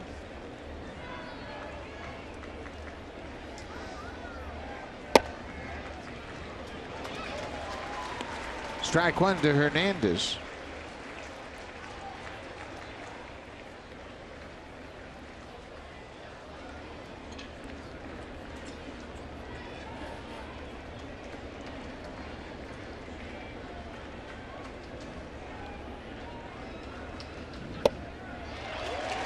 Breaking ball for strike 2. And the Blue Jays are down to their final strike. The Yankee fans rising to their feet. Well, if you threw Justin Smoke all those breaking balls, you got to figure Teoscar's going to get one.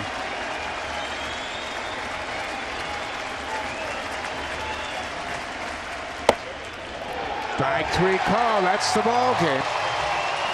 The Blue Jays score a run in the ninth, but they lose game 2, 11-6. The Yankees and their young rookies putting up big numbers against the Blue Jays so far.